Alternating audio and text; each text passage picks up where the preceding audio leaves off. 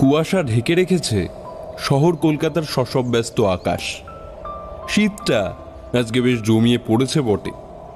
বাইরে বেরোলে এমনিতে তেমন কিছুই দেখা যাচ্ছে না, এমনকি কয়েক হাত সামনে থাকা কোনো কিছুই দেখা যাচ্ছে না আজ। কি জানি কেন এরকম ঘন কুয়াশার মোড়কে আজ ঢেকেছে শহর। স্টিয়ারিং হাতে বেশ ড্রাইভিং করছিলেন একজন ভদ্রলোক। মধ্যবয়সী শক্তপোক্ত এই মানুষটি নিজের খেয়াল খুশিতে চলেন এবং সারাটা জীবন চলে এসেছেন।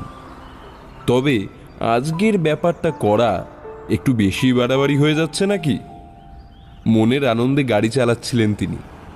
গাড়ির কাজ তুলে রেখেছেন যাতে ঠান্ডা হাওয়ার জেরে তিনি টাইফয়েডে না পড়েন। রেডিওতে চলছে একটা সুন্দর বাংলা গান। তিনিও গুনগুন স্বরে সেই গানটির সঙ্গে তাল মেলাচ্ছেন। ঠিক এমন সময় ভদ্রলোক দেখলেন তার গাড়ির সামনে দুজন মানুষ চলে এসেছে। কোনো মতে গাড়িটা ঘোরাতে যাবেন, কিন্তু ততক্ষণে তিনি ঘটনার আকস্মিকতায় স্তব্ধ হয়ে পড়েছেন। গাড়িটা গিয়ে ধাক্কা মারল সামনে থাকা মানুষ দুটিকে। তাদের মধ্যে একজন ছিটকে গিয়ে পড়ল কয়েক হাত দূরে, আর আরেকজন মাটিতে লুটিয়ে পড়েছে জ্ঞান হারিয়ে। ভদ্রলোক খানিকক্ষণ স্থির হয়ে রইলেন গাড়ির মধ্যে, তারপর মুখ বাড়িয়ে দেখলেন বাইরে। এই এত কুয়াশায় সামনে পড়ে থাকা মানুষটিকে ঠিক দেখতেও পাচ্ছেন না তিনি। ইস, এভাবে গাড়ি চালানো মোটেই উচিত হয়নি তার। কিন্তু এখন তিনি করবেন কি?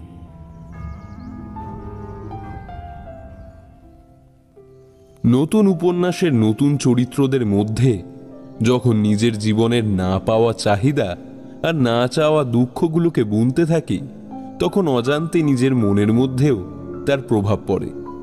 আমি সুজিত বন্দ্যোপাধ্যায় বর্তমান বাংলা সাহিত্যের এক চিমটে ধুলো হয়ে কোনো গ্রন্থাগারের তাকে কিংবা বড় লোক বাবুদের সংগ্রহ থেকেই আত্মার সুখ পাই। জানি না আমার বইগুলো কেউ অতটা নেড়েচেড়ে আদৌ দেখে কিনা, তবে এটুকু জেনেই খুশি যে আমার লেখা বইগুলি কারো সংগ্রহের তালিকায় অন্তত রয়েছে ভেবে। তবে এর পিছনে যার অবদান সবচেয়ে বেশি, তিনি আমার পরম প্রিয় বন্ধু সত্যান্বেষী অমলেশ বক্সী। ওর প্রতি আমার শ্রদ্ধা জ্ঞাপন করতে করতে ক্লান্ত হয়ে গেলেও ওর সাথে বাগবিতণ্ডা বিনা আমি এই ইহলোকে থাকতে পারবো না। রোজকার মতো সকালে উঠে দুঃখীরামের তৈরি জল খাবার খেয়ে হাতে পেপার নিয়ে বসে পড়েছেন আমার এই সত্যান্বেষী বন্ধুটি। এই কাগজ পড়া নিয়ে ওর সাথে আমার খুঁটিনাটি লেগেই থাকে রোজ।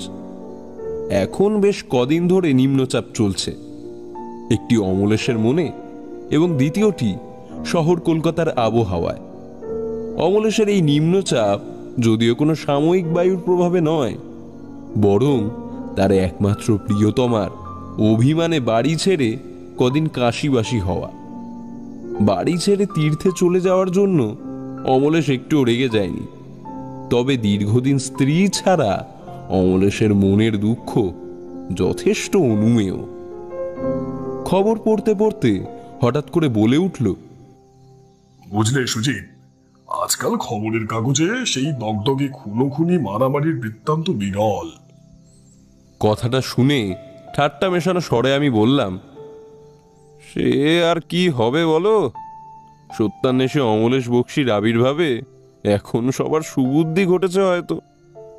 অমলেশ চশমার ফাঁক দিয়ে আমার দিকে তাকিয়ে বলল, এই তো দিব্যি আমাকে ঠেস মেরে কথা বলা আরম্ভ করলে তো বন্ধুবর। নিজে প্রবাদ প্রতিম সাহিত্যিক হয়ে এমন কথা তোমার মুখে মানায় না।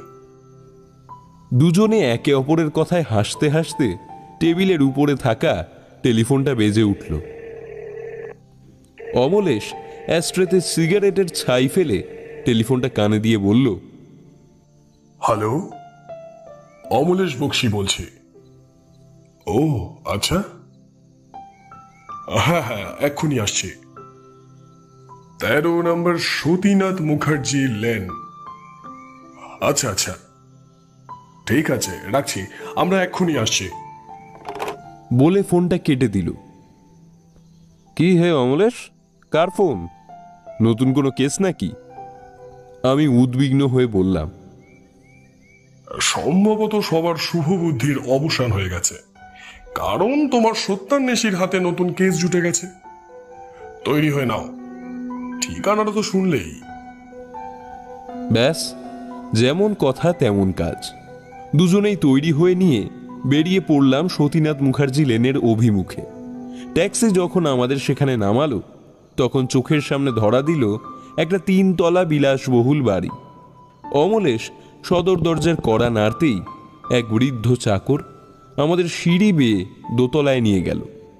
দোতলায় সেখানে আমাদের জন্য অপেক্ষা করছেন দুজন ভদ্রলোক। দামি সোফায় বসে দুজনেই তখন কফির কাপে চুমুক দিয়ে যাচ্ছেন। এই দুজনের মধ্যে একজন বছর 60-এর কাছাকাছি আমাদেরকে বসতে অনুরোধ করে বললেন, বসুন। আপনাদের মধ্যে অমলেশ বক্সি কে?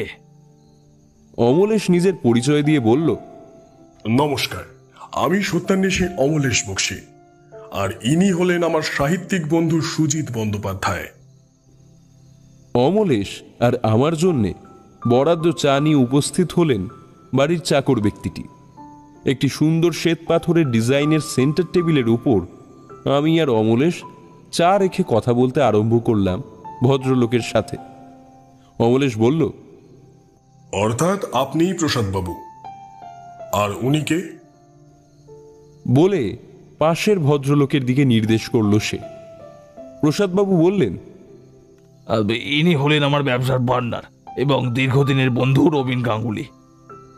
রবীনবাবু চায়ের কাপ টেবিলে রেখে নমস্কার জানালেন। ভদ্রলোকের নমস্কার জানানো খানিকটা সৌজন্যের খাতিরেই করা বলে মনে হলো। লম্বা গড়নের শ্যামবর্ণ মুখের উপর সোনালি ফ্রেমের চশমা পরে এক সুগঠিত ব্যক্তিত্বের অধিকারী তিনি। অমলেশ বলল, তো প্রসাদবাবু, আপনি এখন আমাকে সবটা খুলে বলুন। বুঝতেই তো পারছেন, আপনার সমর্থন ছাড়া আমি সত্যের অনুসন্ধান কিছুতেই করতে পারবো না। আমাকে আপনি ব্যাপারগুলো আস্তে আস্তে সব খুলে বলুন। প্রসাদবাবু নিজের চোখ দিয়ে বেয়ে আসা কান্নার স্রোতকে একটা সান্ত্বনার বাদ দিয়ে আটকে তার কথা আরম্ভ করলেন। আপনারা যতটা জানেন সেটা দিয়ে শুরু করছি। আমার একমাত্র মেয়ে সুচরিতা তার 25 বছর বয়সে ইহকালের মায়া ত্যাগ করেছে। এই ঘটনাটা এতটাই আকস্মিক যে আমাকে সম্পূর্ণটাই ভেঙে দিয়ে গেছে। আমি এখন এটা ঠাউর করতে পারছি না যে যে কিভাবে এই অবস্থার মোকাবিলা করব। সুচরিতার মৃত্যুকে আপাত দৃষ্টিতে আত্মহত্যা লাগলেও পুলিশের অনুমান এটা কেবলমাত্র আত্মহত্যা নয়, কারণ কারণ যে রাতে সুচরিতার মৃত্যু হয় আর পরদিন সদর দরজা বাইরে দিয়ে খোলা ছিল। অমলেশ ভদ্রলোককে আশ্বাস দিয়ে বলল, আচ্ছা, সদর দরজা যখন বাইরে থেকে খোলা ছিল তখন আপনি কোথায় ছিলেন? এবং বাড়ির চাকর ব্যক্তিটি, সেই বা কোথায় ছিল? সেই রাতে আমি আমার এই বন্ধু রবিনের বাড়িতে ছিলাম। ও আমাকে নিমন্ত্রণ করেছিল, আর তাছাড়া আমার এই বৃদ্ধ রাত্রিবেলা থাকে না বাড়িতে।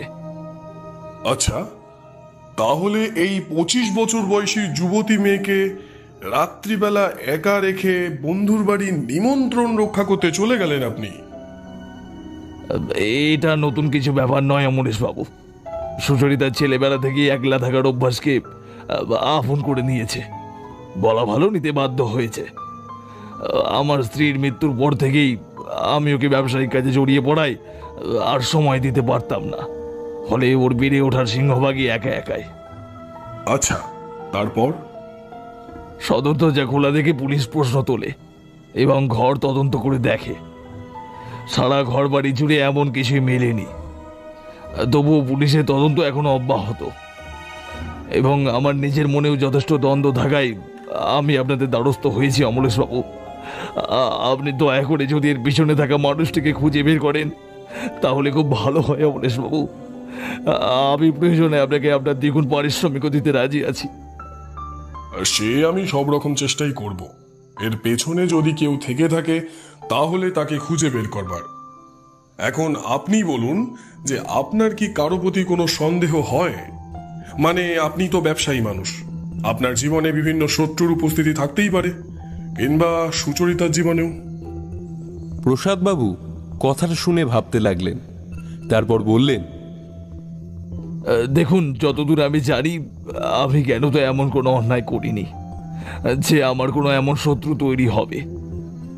আর সুচরিতার কথায় যদি আসি, তাহলে সেক্ষেত্রে বলা ভালো ওর বন্ধু বান্ধব একেবারেই নেই। সুচরিতা বরাবরই মিশতে পারে না সকলের সাথে।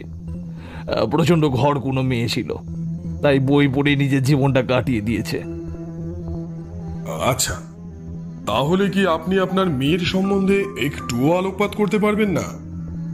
ওর সম্প্রতি জীবনে কোনো পরিবর্তন এসেছিল কিনা, কিংবা কারো সাথে কোনো সম্পর্ক সৃষ্টি? প্রসাদবাবু অমলেশের দিকে তীক্ষ্ণ নজরে তাকালেন।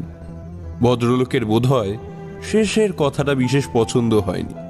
তিনি বললেন, না অমলেশ বাবু, আমার মেয়ের কোনো প্রেম ঘটিত সম্পর্ক তৈরি হয়েছে বলে আমার মনে হয় না। তবুও আপনার যদি মনে কোনো সন্দেহ থাকে, তাহলে আপনি উর্মির সাথে যোগাযোগ করতে পারেন। ওর বন্ধুর মধ্যে ওই একটি বান্ধবীকে আমি চিনি। মেয়েটি ভালো, আমাদের বাড়িতে অনেকবারই এসেছে।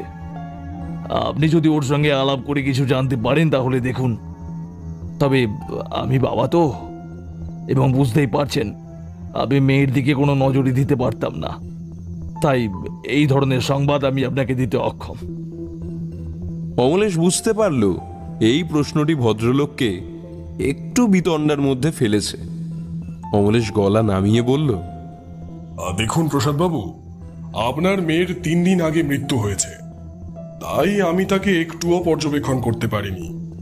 তাই বলছি, এই ছোট ছোট ব্যাপারগুলোকে আমার জানাটা প্রয়োজন, না হলে আমি আপনাকে কোনোভাবেই সাহায্য করতে পারবো না। আর আপনি নিজ মুখেই স্বীকার করলেন নিজের মেয়ে সম্পর্কে আপনি যথেষ্ট উদাসীন, তাই দয়া করে আমার কথায় খারাপ মনে করবেন না। অমলেশ ভদ্রলোককে যথেষ্ট ভালোভাবে বুঝিয়ে বলার পর রবীনবাবুর দিকে তাকিয়ে বলল, আচ্ছা, সেই রাতে আপনি হঠাৎ প্রসাদ চৌধুরীকে আপনার বাড়িতে কেন নিমন্ত্রণ করেছিলেন? না, তেমন কোনো নির্দিষ্ট কারণ ছিল না। ওই ব্যবসার হালচাল নিয়ে আলোচনা, আর দীর্ঘদিন প্রসাদ আমাদের বাড়িতে যায়নি, তাই ভাবলাম রাত্রিবেলা ওকে খাওয়ার জন্য নিমন্ত্রণ করি। আসলে সেই রাতে খুবই বৃষ্টি আরম্ভ হয়েছিল, ওর পক্ষে আর অত রাতে যাওয়াটা সম্ভব ছিল না। অমলেশ প্রশ্ন করল, কেন? ওনার তো গাড়ি ছিল। রবীনবাবু একটু লজ্জিত হয়ে বললেন, না, মানে আসলে আমরা দুজনেই সেই রাতে একটু বেশি সুরাপান করে ফেলেছিলাম, তাই আর কি কারোরই কোনো হুঁশ তেমন ছিল না। আমি তাই ওকে প্রস্তাব দিলাম আমার বাড়িতেই ঘুমিয়ে পড়তে, কিন্তু ততক্ষণে প্রসাদ আমার কথা শোনার অবস্থাতেও ছিল না। অমলেশ একবার প্রসাদ চৌধুরীর দিকে করুণ দৃষ্টিতে তাকালো। আমারও ভদ্রলোকের উপর এক ক্ষণজন্মা রাগ তৈরি হলো। এরকম অদ্ভুত দায়িত্ববান বাবার পক্ষে মেয়ের অস্তিত্বটা ভুলে যাওয়াই স্বাভাবিক, কিন্তু ভদ্রলোকের একটু আগের কথাগুলো উনার প্রতি এক ভিন্ন চিন্তাধারার সৃষ্টি করেছিল। আমার সেই রাতে ওই বাড়িতে রাত কাটানোর বিন্দু মাত্র ইচ্ছা ছিল না, আর সে কথা আপনাকে আমি আগেই বলেছি অমলেশ বাবু। তবুও আমি সুচরিতাকে বলেই গিয়েছিলাম, যদি রাতে না ফিরতে পারি কোনো কারণে, তাহলে যেন খুব সাবধানে থাকে। আপনি কি সেই রাতে সুচরিতাকে ফোন করেছিলেন? ভদ্রলোক মাথা নিচু করলেন। তার অবনত মস্তক দেখে একটা দীর্ঘশ্বাস ফেলল অমলেশ। সে বলল, তারপর সকালে উঠে আপনি বাড়ি কখন এলেন? সকালে উঠে দেখি রবিন আমার পাশে শুয়ে আছে। আমি ওকে ডেকে দিয়ে বিদায় জানিয়ে আমি বাড়ি চলে আসি। তারপর বাড়িতে ঢুকতে গিয়ে আমার প্রথম সন্দেহ হয়। সদর দরজা ভেতর থেকে বন্ধ ছিল না। তখনই আমার খটকা লাগে। সুচরিতা কলেজে পড়তো, সাধারণত সকাল 9টার আগে তার ঘুম ভাঙতো না। ভেবেছিলাম সকালে উঠে দরজা খুলে বসে পড়েছে, সেই জন্য একটা ধমক লাগাবো ভাবতে ভাবতে ওর ঘরে গিয়ে ঢুকলাম। আমি থ হয়ে তাকিয়ে থাকলাম ওর দিকে। সে সিলিং ফ্যানে একটা দড়ি পেঁচিয়ে ঝুলছে। সেই দৃশ্য দেখে কি আর স্থির থাকা যায়? তাড়াহুড়ো করে ঘরে ঢুকে দেখি এই অবস্থা। আমার একমাত্র মেয়ে সুচরিতা।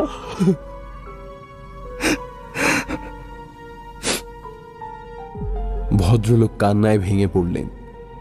অমলেশ তার কাঁধে হাত রাখল। ভদ্রলোক আবার বললেন, আমি জ্ঞান হারিয়ে পড়ে গেলাম মাটিতে। তারপর যখন জ্ঞান ফিরল তখন সবাইকে জানালাম। চাকর রাধাচরণ এলো, আমার বলা নম্বরগুলোতেও ফোন করে জানালো এই খবরটা। পোস্টমর্টেম রিপোর্ট বলছে শ্বাস বন্ধ হয়ে ওর মৃত্যু হয়েছে। ওকে যখন নামানো হলো দড়ি থেকে তখন গলায় স্পষ্ট কালচে লাল দাগ পড়ে গিয়েছিল। সকলেই এটাকে আত্মহত্যা ভাবছে, কিন্তু অমরেশবাবু, আমার মনে হয় এটা খুন। না হলে দরজা ওইভাবে খোলা থাকবে কেন বলুন তো? অমলেশ খানিকক্ষণ চুপ থেকে বলল, খুনি যদি খুন করে চলে যায় তাহলে বাইরে থেকেও দরজাটা বন্ধ করে যেতে পারত, কিন্তু তাহলে সেটা করলো না কেন? প্রসাদবাবু খানিক মুষড়ে পড়লেন অমলেশের এহেন কথায়। সে আবার বলল, ব্যাপারটা একটু নিভৃতে ভাবতে হবে। খুনি খুন করলো অথচ দরজা খুলে চলে গেল কেন? কি উদ্দেশ্য থাকতে পারে? আচ্ছা, আপনার মেয়ের গলায় কোনো আঙুলের ছাপ পাওয়া গেছে? না, কোনো আঙুলের ছাপ পাওয়া যায়নি। আপনার চাকর রাধাচরণ সকালে কখন আসে? 8টা নাগাদ আসে, আর আমি সেদিন বেরিয়েছিলাম সকাল 6:45টার সময়। আচ্ছা, বুঝলাম। আচ্ছা, পোস্টমর্টেমে মৃত্যুর সময় কখন নির্দেশ করছে? সেখানে বলছে মাঝরাতে খুন হয়েছে, ওই 2:30টা নাগাদ। আপনি কখন রবীনবাবুর বাড়িতে যাওয়ার জন্য রওনা দিয়েছিলেন? আমি ওই 11টা নাগাদ। আচ্ছা, বেশ। অমলেশ এবার খানিক চিন্তার দেশে পাড়ি দিল। অপরদিকে প্রসাদবাবুর ফর্সা মসৃণ গাল যেন ঝুলে পড়েছে। চোখের তলায় ডজনখানেক কালি তার বর্তমান অবস্থাকে নির্দেশ করছে। আমি ভদ্রলোকের মনের অবস্থা বুঝতে পারছিলাম, আর এটাও বুঝতে পারছিলাম অমলেশের কাছে এই কেসটা মোটেও সোজা হবে না। ডেড বডি নেই, ভদ্রলোকের কারোর উপর সন্দেহ নেই। অমলেশ চোখ বন্ধ করে বলল, যদ্দূর মনে পড়ে নিম্নচাপের কারণে ওই রাতে বেশ বৃষ্টি হয়েছিল। তা বাড়ির উঠোনে কিংবা অন্য কোথাও কোনো পায়ের ছাপ দেখেছেন? পায়ের ছাপ দেখেছি বোধহয়। ভদ্রলোক চিন্তা করতে আরম্ভ করলেন। সে দেখেছি বোধহয়, কিন্তু মনে পড়ছে না। আচ্ছা, কোনো প্রতিবেশী কি দেখেছিল কিছু? হ্যাঁ হ্যাঁ হ্যাঁ, আমাদের সামনের বাড়িতে যে ভদ্র মহিলা থাকেন, উনি ভোরবেলা ময়লা ফেলতে গিয়ে নাকি একজন কালো কাপড়ে মুখ ঢাকা ব্যক্তিকে সাইকেল করে দেখেছেন। পুলিশের জিজ্ঞাসাবাদে মহিলা এই কথাটি বলেছেন। এটা আপনি আমাকে আগে বলবেন না? তার মানে কেউ তো এসেছিল গোপনে। তার মানে আপনি ওই কালো কাপড়ে মুখ ঢাকা ব্যক্তিকেই দেখেছিলেন। আচ্ছা, এবার বলুন, আপনি যখন সেদিন বাড়িতে ঢুকলেন তখন কি সব স্বাভাবিক ছিল? মানে ঘরে কোনো সন্দেহজনক কিছু দেখেছেন? আর না, ঘর তো একেবারে পরিষ্কার ছিল এবং যেখানকার জিনিস সেখানেই রাখা ছিল। আর সুচরিতার বইয়ের তাক, সেটা কি অগোছালো ছিল? না, একেবারেই না। আচ্ছা, আপনার কি কাউকেই সন্দেহ হয় না? মানে সুচরিতার জীবনে এমন কি কোনো শত্রু থাকতে পারে যে সুচরিতার এরকম ক্ষতি করতে পারে? না, দেখুন, আমার আজীবন কোনো শত্রু নেই এবং আমি সুচরিতার বন্ধু শত্রু কিছু সম্পর্কে জানি না। অমলেশ নিরাশার স্বরে বলল, আপনার কথাগুলো শুনে অবাক হচ্ছে বটে। নিজের সন্তানের প্রতি এরকম উদাসীন এর আগে কখনো কাউকে দেখিনি। প্রসাদবাবুর মাথাটা মনে হয় একটু নিচু হয়ে গেল। অমলেশ বলল, মাফ করবেন প্রসাদবাবু, কিন্তু কথাটা বলতে আমি বাধ্য হচ্ছি। যদি আপনি আপনার মেয়ের সম্পর্কে একটু বেশি খবর রাখতেন একটু বেশি খেয়াল রাখতেন, তাহলে আজকের দিনটা আপনাকে এইভাবে দেখতে হতো না। ঘরটা যেন অমলেশের গম্ভীর কথাগুলোর পর কেমন শান্ত হয়ে গেল। অমলেশ সেই নীরবতা ভেঙে বলল, তাহলে আপনার বয়ান অনুযায়ী আপনি ঘরে ঢুকে সবকিছু পরিষ্কার দেখেছিলেন, কোনো কিছু সন্দেহের তালিকায় রাখবার মতন ছিল না, তাই তো? আগে না, শুধু দরজা ভেজানো অবস্থায় ছিল, মানে তালা দেওয়া ছিল না। এছাড়া আর তেমন কিছু লক্ষণীয় বিষয় দেখিনি। বুঝলাম। তা একবার সুচরিতার ঘরটা ঘুরে দেখে আসা যেতে পারে কি? অনুমতি পেয়ে আমি আর অমলেশ দোতলায় উঠলাম, আর পিছন পিছন প্রসাদবাবু। রবিন গাঙ্গুলি আমাদের সাথে কথা বলে বেরিয়ে পড়লেন তার কাজে। দোতলায় এক পাশে একটা ঝা চকচকে রান্নাঘর, আর অপর প্রান্তে সুচরিতার ঘর। বলা যায় গোটা দোতলা জুড়েই তার এই গোটা ঘরটা বিরাজ করছে। সারা ঘরে 3টি বুকশেলফ ঘরের 3টি কোণ দখল করে আছে। এত বই লাইব্রেরি ছাড়া দেখা যায় নাকি? আমি দেখতে থাকলাম, কোথাও যদি এই অধমের একখানা বই দেখতে পাওয়া যায়। যাই হোক, দেখে সন্তুষ্ট হলাম যে আমার বইগুলো সুচরিতার সম্ভারে জায়গা পেয়েছিল। অমলেশ বলল, এই ঘরে পুলিশ ঢুকেছিল তো? হ্যাঁ, ঢুকেছিল, তদন্তও করেছিল। তারপর থেকে সবকিছু ওরকম ভাবেই আছে? হ্যাঁ, একেবারে সেরকম ভাবেই। অমলেশ তার মিনি টর্চ বের করে ঘরটা পরীক্ষা করতে আরম্ভ করল। বুক শেলফে থাকা বইগুলো কয়েকটা নেড়ে চেড়ে দেখল। দেয়ালের প্রতিটি কোণ দেখতে দেখতে একটু ভুরু কুচকালো সে। জানলা থেকে কয়েক হাত দূরে খাট, তার পাশে একটা ড্রেসিং টেবিল, আর নিচতলার মতোই কিছু ছবি দেয়ালে টাঙানো ছিল। তাছাড়া কয়েকটা মোমের পুতুল ড্রেসিং টেবিল ও একটি চেয়ারের উপর রাখা ছিল। অমলেশ তাই দেখে জিজ্ঞেস করল, প্রসাদবাবু, সুচরিতা কি খাটেই পড়াশোনা করত? কোনো চেয়ার টেবিল দেখতে পাচ্ছি না। হ্যাঁ, ও সারাক্ষণ খাটে শুয়ে শুয়ে পড়াশোনা করত। কথা বলতে বলতে অমলেশের এবার চোখ পড়ল বাদিকের বুক শেলফটির দিকে। সে নিচু হয়ে প্রতিটি জিনিস টর্চ দিয়ে দেখতে দেখতে হঠাৎ ওখানে আটকে গেল। প্রসাদবাবুকে জিজ্ঞেস করল, একটা লাঠি হবে কি? উনি নিচতলা থেকে একটি লাঠি নিয়ে এলেন। অমলের সেই লাঠিটা দিয়ে বুক শেলফের তলায় খোঁচা মেরে একখানা বই বার করল। ফাদার ব্রাউনের একটা বই। মলাট একটু ছিঁড়ে গেছে কয়েকটা দিকে, যদিও বাকিটা অক্ষত আছে। বইটি খুলে অমলের চোখ বুলাতে লাগলো। প্রসাদবাবু বললেন, এটা সুচরিতাকে রবিন দিয়েছিল 1 বছর জন্মদিন উপলক্ষে। অমলেশ একটা শব্দ করে বলল, আপনার যদি আপত্তি না থেকে থাকে, তাহলে আমি কি এই বইটা আমার সঙ্গে করে বাড়ি নিয়ে যেতে পারি? হ্যাঁ, অবশ্যই নিয়ে যেতে পারেন। সুচরিতাই যখন নেই, তখন আর এই বই নিয়ে আমি কি করব? হতাশার সুরে ভদ্রলোক বললেন কথাগুলি। আমরা দোতলায় আরো কিছুক্ষণ রইলাম। অমলেশ আরো কিছু পর্যবেক্ষণ করার পর 3 জনে একসাথে নিচে নেমে এলাম। আমরা দুজনে সোফায় বসলাম, আর প্রসাদবাবু চেয়ারে। প্রসাদবাবু জিজ্ঞেস করলেন, কিছু কি এখনো গেল? আগে সেটা তো এখনই বলতে পারছি না, তবে কয়েকটা ব্যাপার বড্ড এলোমেলো হয়ে গেল। যাই হোক, আজ তাহলে আসি। আর আপনি আমাকে সুচরিতার বান্ধবী উর্মির ঠিকানাটা একটু দেবেন, ওর সাথে আমার কিছু দরকার আছে। প্রসাদবাবু আমাদের উর্মির ঠিকানা দিলেন। এই সময় দরজা খুলে বাড়িতে প্রবেশ করল চাকর রাধাচরণ। একখানা প্লাস্টিকের ব্যাগের ভেতর একটা বছর 25-এর মেয়ের ছবি। আমরাও দেখলাম ছবিখানা। সুচরিতার লাবণ্য ভরা মুখ এবং ফর্সা টকটকে গালখানা তাকে আরো সুন্দর করে তুলেছে।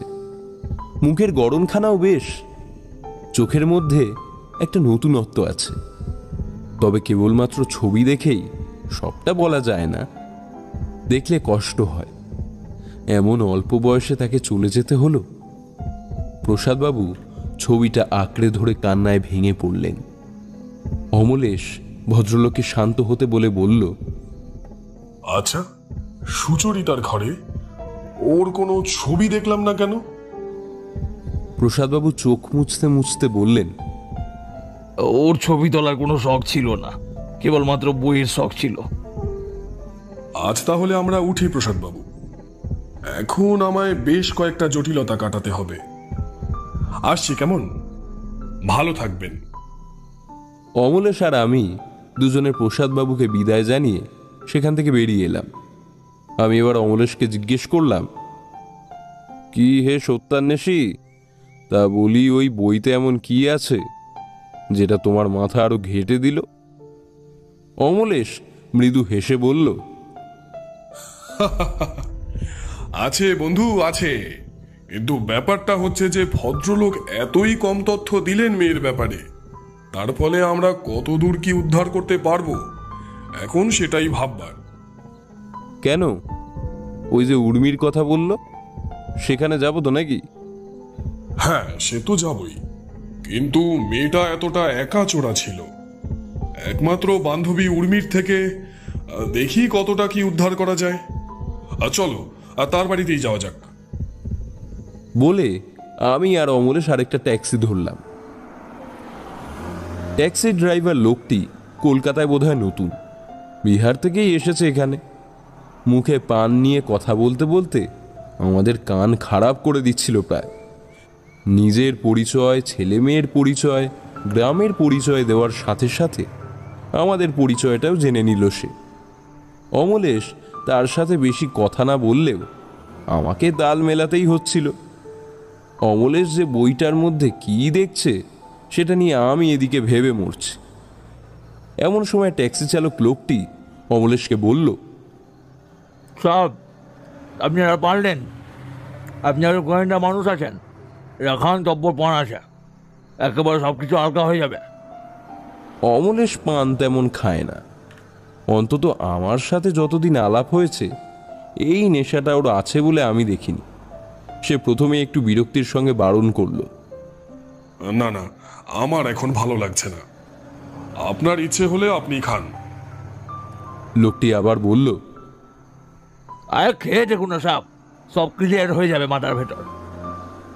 কে জানে, মাথা ক্লিয়ার অর্থাৎ ক্লিয়ার হওয়ার জন্যই হয়তো অমলেশ পানখানা মুখে পুরল। কে জানে ক্লিয়ার কতটা হবে মাথা। ট্যাক্সি থেকে নেমে ভাড়া মিটিয়ে আমরা দুজনে নামলাম প্রসাদবাবুর দেওয়া ঠিকানায়, উর্মির বাড়ির সামনে। ট্যাক্সি চালক লোকটা গাড়িটা একটু এগিয়ে একটা দেয়ালের গায়ে পানের পিক ফেলল। অমলেশ সেটা দেখে ভীষণ ক্ষেপে গেল। দেখলে সুজিত, দেওয়ালের রংগুলো এদের মতন লোকেদের জন্যই ঠিক থাকে না। সারাটা শহরকে পানের পিক দিয়েই একদিন দম বন্ধ করে মারবে এরা। বলে অমলেশ নিজের মুখের ভর্তি পানের পিক ফেলার উদ্যোগ করতে দেয়ালের ধারে যে ড্রেন রয়েছে তার মধ্যে ফেলল। এবার অমলেশ দেওয়ালের দিকে তাকিয়ে হঠাৎ স্থির হয়ে পড়ল। আমি পিছন থেকে ডাক দিলাম, কি হলো অমলেশ, হঠাৎ আটকে গেলে যে? অমলেশ এক দৃষ্টে তাকিয়ে রয়েছে দেয়ালের দিকে। আমিও তার কাছে গেলাম। অমলেশ উৎসাহের সাথে বলল, দেখো ভাইয়া, পানের পিকটার দিকে একবার দেখো। আমি এই পানের পিক দেখে কিছুই বুঝতে পারলাম না। এমনটা কি হলো এতে? অমলেশ আমার দিকে একটু হেসে বলল, বাড়িতে যাওয়ার সময় কিছু জর্দা দেওয়া পান কিনে নিয়ে যেতে হবে আমাদের, বুঝলে? অমলেশের এই অদ্ভুত কথা শুনে আমি নিজেই অবাক। একটা পান খেয়ে এর কি হলো? যাই হোক, কথা বাড়াতে গেলেও সে যে বলবে না সেটা আমার আগে থেকেই জানা আছে। তাই সেই পথে পা না বাড়িয়ে বরং উর্মির বাড়ির দিকেই পা বাড়ানো ভালো। উর্মির বাড়িতে পৌঁছে নক করতেই একজন বছর 25-এর মেয়ে সদর দরজা খুলে দাঁড়ালো। মেয়েটির মুখশ্রী সুন্দর, শ্যামলা বর্ণ, উচ্চতা মাঝারি, চোখে মুখে বুদ্ধির ছাপ। অমলেশ বলল, নমস্কার, আমি সত্যান্বেষী অমলেশ বক্সী। আপনার বান্ধবী সুচরিতার মৃত্যু তদন্তের ভার আমার উপর ন্যস্ত। তো সেই ক্ষেত্রেই আপনি ওর একজন ভালো বন্ধু হয় আপনাকে কিছু জিজ্ঞাসাবাদ করবার আছে। উর্মি দরজা খানিক ছেড়ে দাঁড়িয়ে আমাদের ঘরে প্রবেশের অনুমতি দিয়ে বলল, আসুন, ভেতরে আসুন। আমি আর অমলেশ তার দেখানো পথে সিঁড়ি দিয়ে উঠে ডান দিকের ঘরটিতে প্রবেশ করলাম। উর্মির বাড়ির অবস্থা ততটাও ভালো না। বাড়িতে আছেন মা, অসুস্থ বাবা, দুটি ভাই ও একটি বোন। উর্মি অনেকগুলি টিউশন পড়িয়ে সংসার চালানোর যথাসাধ্য চেষ্টা করে চলেছে। উর্মি আমাদেরকে বসবার জায়গা করে দিয়ে তার মাকে চা করার কথা জানালো। তারপর নিজে একটু স্থিত হয়ে আমাদের সামনে বসল। বান্ধবীর অকাল প্রয়াণে তার শোকস্তব্ধ চেহারার সবচেয়ে বেশি ছাপ পড়েছে তার চোখের তলে। উর্মি শুরু করলো, হ্যাঁ বলুন, কি জানতে চান? তো উর্মি দেবী, এখন আপনার সাথে আমার যা কথোপকথন চলবে সবটাই স্বাভাবিকভাবে বলার চেষ্টা করবেন। এখানে তো আমি আপনাকে জেরা করছি না, শুধুমাত্র আপনার সহযোগিতার আশা প্রার্থনা করছি। না, আমি অস্বাভাবিক হইনি। আপনি বলুন, আমি সহযোগিতা করছি। ওরা যখন থেকে এখানে এসেছে, তারপর ও যখন স্কুলে ভর্তি হলো, তখন থেকেই আলাপ। অমলেশ একটু ভুরু কুচকে জিজ্ঞেস করলো, যখন থেকে মানে? ওরা কি এখানকার বাসিন্দা নয়? না না, ওরা এখানে এসেছে ওই 9-10 বছর হলো। তারপর থেকেই আলাপ স্কুলে, আর সেভাবেই কলেজে। আচ্ছা, আর সুচরিতা কি আপনার বাড়িতে আসতো? মানে একে অপরের বাড়িতে কি যাতায়াত ছিল? আমি মাঝে মধ্যে ওর বাড়ি যেতাম, কিন্তু ও তেমন আসেনি। হলেও 2-1 বার। খুবই ঘরকুনো স্বভাবের মেয়ে ছিল তো। আচ্ছা, আপনি ওর বর্তমান বন্ধু বান্ধব সম্পর্কে কোনো আলোকপাত করতে পারবেন?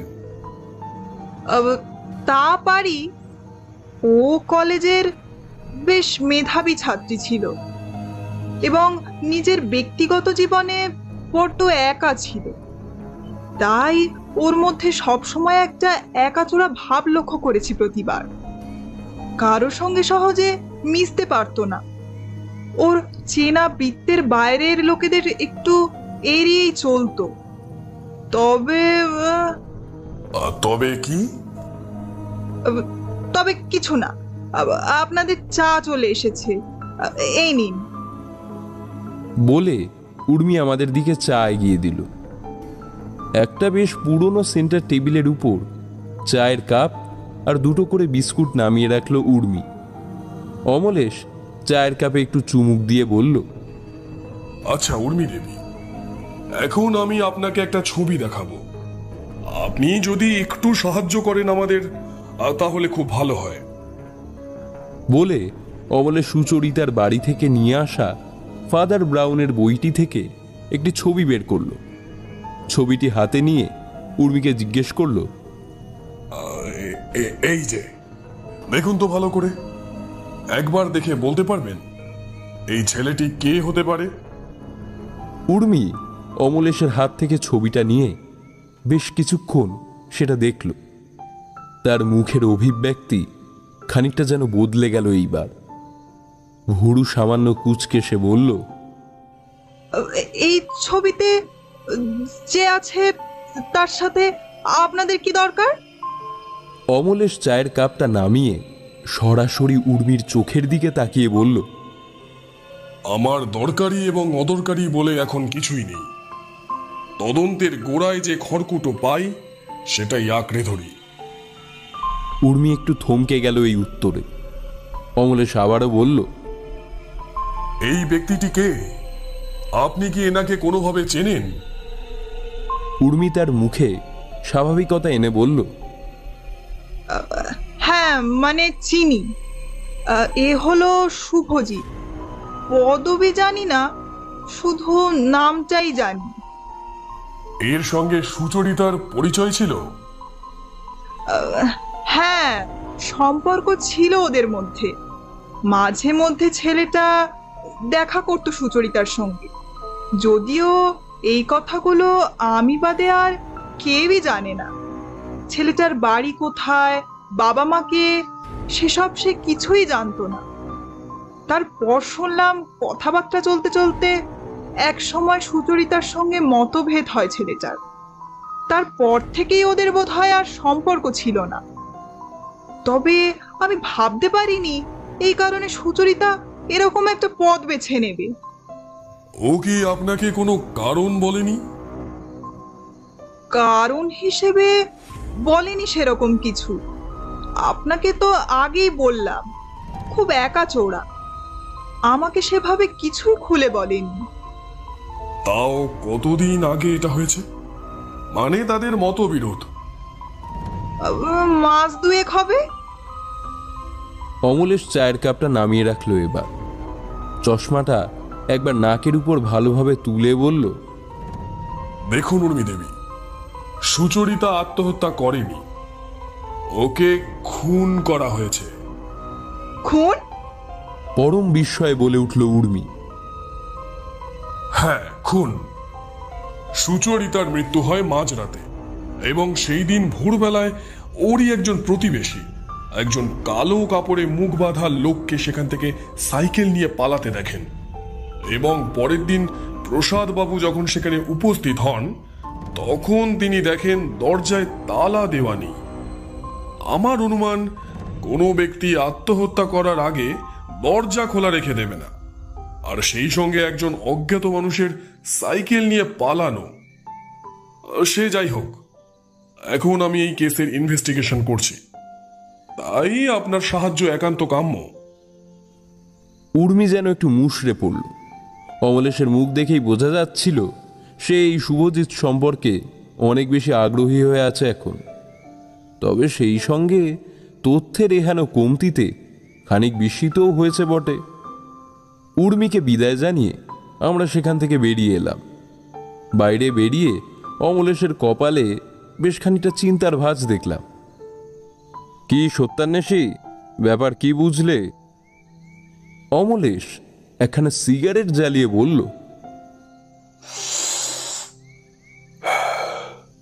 ব্যাপার তো অনেকটাই ঘেটে গেল বুঝলে। উর্মি মেয়েটি বড্ড রহস্যময়ী। তবে প্রসাদ বাবু যে এখানকার পুরনো বাসিন্দা নন সেটা জানা গেল। সুচরিতা মেয়েটি এতটাই একাচোরা ছিল যে ঘরে বসে পড়াশোনা করে যেত সারাদিন। তাহলে কিভাবে সে ওই ছেলেটির সৌজন্যে এলো সেই ভাবনাটাই মাথায় ঘুরছে আমার। এরকম অজানা কারোর সঙ্গে সম্পর্কে জড়িয়ে পড়াটাও কেমন যেন ভাবাচ্ছে আমায়। ছেলেটিকে এখন খুঁজে বের করতে হবে, কিন্তু যার কোনো ঠিকানা নেই, চালচুলো পর্যন্ত জানা নেই, তাকে কিভাবে আমরা খুঁজে বের করব সেটাই ভাবছি। আমি এবার অমলেশকে একটু থামিয়ে বললাম, আর সেই সঙ্গে আরেকটা জিনিস লক্ষ্য করেছো? কি বলতো? উর্মির চোখ মুখ দেখে যেন মনে হলো বান্ধবীর প্রেমিকের প্রতি একটু দুর্বল। হ্যাঁ, সেটা লক্ষ্য করেছি। তবে সুচরিতার সঙ্গে বিচ্ছেদের পর আরেকবার প্রজাপতি উড়েছিল কিনা সেই সম্পর্কে নিশ্চিত নই বন্ধুবর। আমি একটু হাসলাম। অমলেশ কথাটা বলেছে বেশ। তার কথা মতো সামনের পানের দোকান থেকে একখানা পান কিনে নিয়ে এলাম। এবার এটা খেতে খেতে বাড়ি যাওয়া যাক। তা তুমিও একটা খাবে নাকি? না না, পান খেতে ইচ্ছে করছে না, তার চেয়ে আরেকটা সিগারেট খেলে ভালো হয়। দুজনে মিলে ট্যাক্সি ধরে যেতে লাগলাম খেতে খেতে। বাড়িতে পৌঁছে অমলেশ একখানা কাজ করলো। সে মুখ ভর্তি পানের পিক না ফেলে সেটা নিজের হাতে মুছল। তারপর বাথরুমের দরজার বাইরে সুইচ বোর্ডে সেটাকে মুছল। সুইচের অংশটা একটা হালকা খয়েরি বর্ণ ধারণ করলো, যেটা খুবই স্বাভাবিক একটা বিষয়। অমলেশ এবার বলল, দাগটা মুছতে যেও না সুজিত, ওটা থাক, ওটা কাজে লাগবে। কথাটা বলেই অমলেশ তার ঘরে ঢুকে পড়ল। অমলেশের এই স্বভাবটা বড়ই বিরক্তকর। ওকে যেই জিজ্ঞেস করতে যাব ঠিক তখনই এভাবে আমার উৎসাহে জল ঢেলে দিল। এখন হাজারবার ডাকলেও ওকে আর পাওয়া যাবে না। নিজের চিন্তার অতল গহ্বরে এখন সে ডুবে থাকবে। যাই হোক, এখন এভাবে পানের পিক শুকিয়ে যে কি প্রমাণ করতে সে চায় আমার মাথায় তা ঢুকছে না আপাতত। অমলেশ যখন নিজের ঘর থেকে বেরোলো তখন ওর মুখে চিন্তার কারুকার্য রয়েছে। আজকে সারা দুপুর চিন্তা ভাবনা করেই কাটিয়ে দিয়েছে অমলেশ। কি ব্যাপার অমলেশ, কিছু উপায় বেরোলো? আমি জিজ্ঞেস করলাম। উপায় বলতে তেমন কিছুই নয়, ভাবনাটা হচ্ছে এই শুভজিৎ ছেলেটির সঙ্গে সুচরিতার কিভাবে আলাপ হলো, এবং আলাপ হলেও তারা একে অপরের সাথে কিভাবে কখন দেখা করত। আর দ্বিতীয় কথা, এই ছবিতে যা দেখা যাচ্ছে তাতে মনে হয় ছেলেটি এমন কিছু নিয়ে নাড়াচাড়া করছে সেটা মোটেও ভালো জিনিস নয়। আমি একটু ঘাবড়ে গিয়ে বললাম, ভালো জিনিস নয় বলতে কি বোঝাতে চাইছো? মানে এই ছবিটার সামনে যে জিনিসটা দেখছো সেটা কি বুঝতে পারছো? আমি ছবিটা ভালো করে দেখলাম। সেখানে ছেলেটি সাদা রঙের কিছু একটা ধরে রয়েছে, তার পিছনে একটা প্যারিসের মূর্তি, আর বাকি তেমন কিছু লক্ষ্য করবার মতো বিষয় নয়। আমি কিছুই বুঝতে না পেরে জিজ্ঞেস করলাম, তুমি এর মধ্যে কি পেলে? সেটা তো আমার মাথার উপর দিয়ে যাচ্ছে গো। মানে এটা কি বস্তু? এটা কি বস্তু সেটা আমার পক্ষে এখনই বলা সম্ভব নয়, কিন্তু তুমি ভেবে দেখো সুজিত, যে কোনো একটা জিনিস নিয়ে যদি খুব নাড়াচাড়া করা হয় তাহলে সেটা এভাবে কেন যত্ন সহকারে ডায়েরির ভেতর পড়ে থাকবে বলতে পারো? তাও ঠিক। তাহলে তোমার কি মনে হচ্ছে এর মধ্যে কি হতে পারে? জানি না বন্ধুবর, তবে যেভাবে এখন কিছু কিছু ড্রাগস চক্র ধরা পড়ছে তাতে চুপি চুপি এই জিনিস ঘটলেও আমি খুব একটা অবাক হব না। অমলেশের কথা শুনে আমি আরেকবার ছবিটা হাতে নিয়ে দেখতে লাগলাম। এর মধ্যে ড্রাগস আছে সেটা আমার মতো সাহিত্যিকের পক্ষে বোঝা সম্ভব না। যাই হোক, এখন যা খিদে পেয়েছে তাতে এত চিন্তা ভাবনা আর পোষাচ্ছে না। দুঃখীরামকে খাবার দেওয়ার জন্য বলে দুজনে খেতে বসলাম। খেতে খেতে অমলেশ বলল, বুঝলে সুজিত, এই কেসে একটু খাটনি আছে বটে। এখানে কোনো ক্লু তেমন কার্যকর দেখছি না, শুধু একটা দিকই খোলা আছে। কেবলমাত্র সুচরিতার ওই বান্ধবীর সঙ্গে কথা বলে যদি কিছু জানা যায় তবেই কিছু জানা গেলে জানা যেতে পারে, নচেত নয়। আমি বললাম, প্রসাদ বাবুর মস্তিষ্ক দেখেছ অমলেশ? ভদ্রলোক সবকিছুই যেন একটু চিন্তা করে বলে। হ্যাঁ, তাই তো দেখলাম। তবে ওই শুভজিৎ ছেলেটির ছবি ওনাকে দেখিয়ে আশা করি কোনো লাভ হবে না, কারণ মেয়ের সম্পর্কে ওনার জ্ঞান একেবারেই শূন্য। হ্যাঁ, সে তো বটেই। আর রবীন গাঙ্গুলির সম্পর্কে কি অভিমত? ভদ্রলোক একটু চুপচাপই থাকেন, কিন্তু চোখে মুখে একটা চতুর ভাব আছে। তবে সব থেকে বড় কথা হচ্ছে যে প্রসাদ বাবুরা আগে থাকতেন কোথায় সেই বিষয়ে আগে খোঁজ নিতে হবে। এনারা এখানকার পুরনো বাসিন্দা নন। হ্যাঁ, সেই ব্যাপারটা বড়ই গোলমেলে। তবে তার আগে বলো তো, এই পানের ব্যাপারটা কি?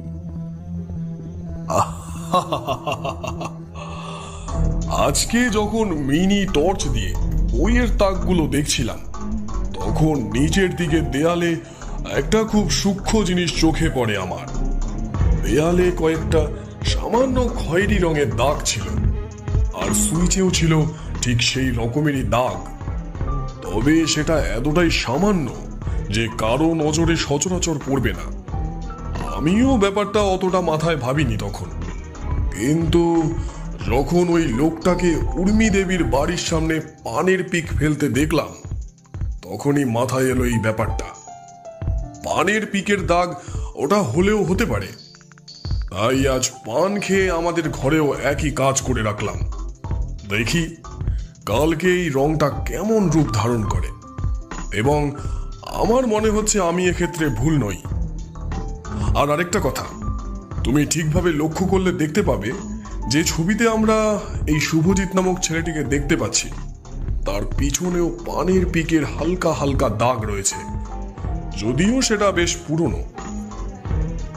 আমি এবার বেশ ভাবতে বসলাম, পানের পিকের দাগ থেকে এমন কি ক্লু আসতে পারে। আর সত্যি বলতে অমলেশের মতন অত খুঁটিয়ে আমি দেখিনি ছবিখানা। সারা বিকেল আমি আমার একটা উপন্যাস নিয়ে ব্যস্ত ছিলাম। এই উপন্যাসের খল চরিত্রটা নির্মাণ করতে গিয়ে বড্ড ভাবতে হচ্ছে আমাকে।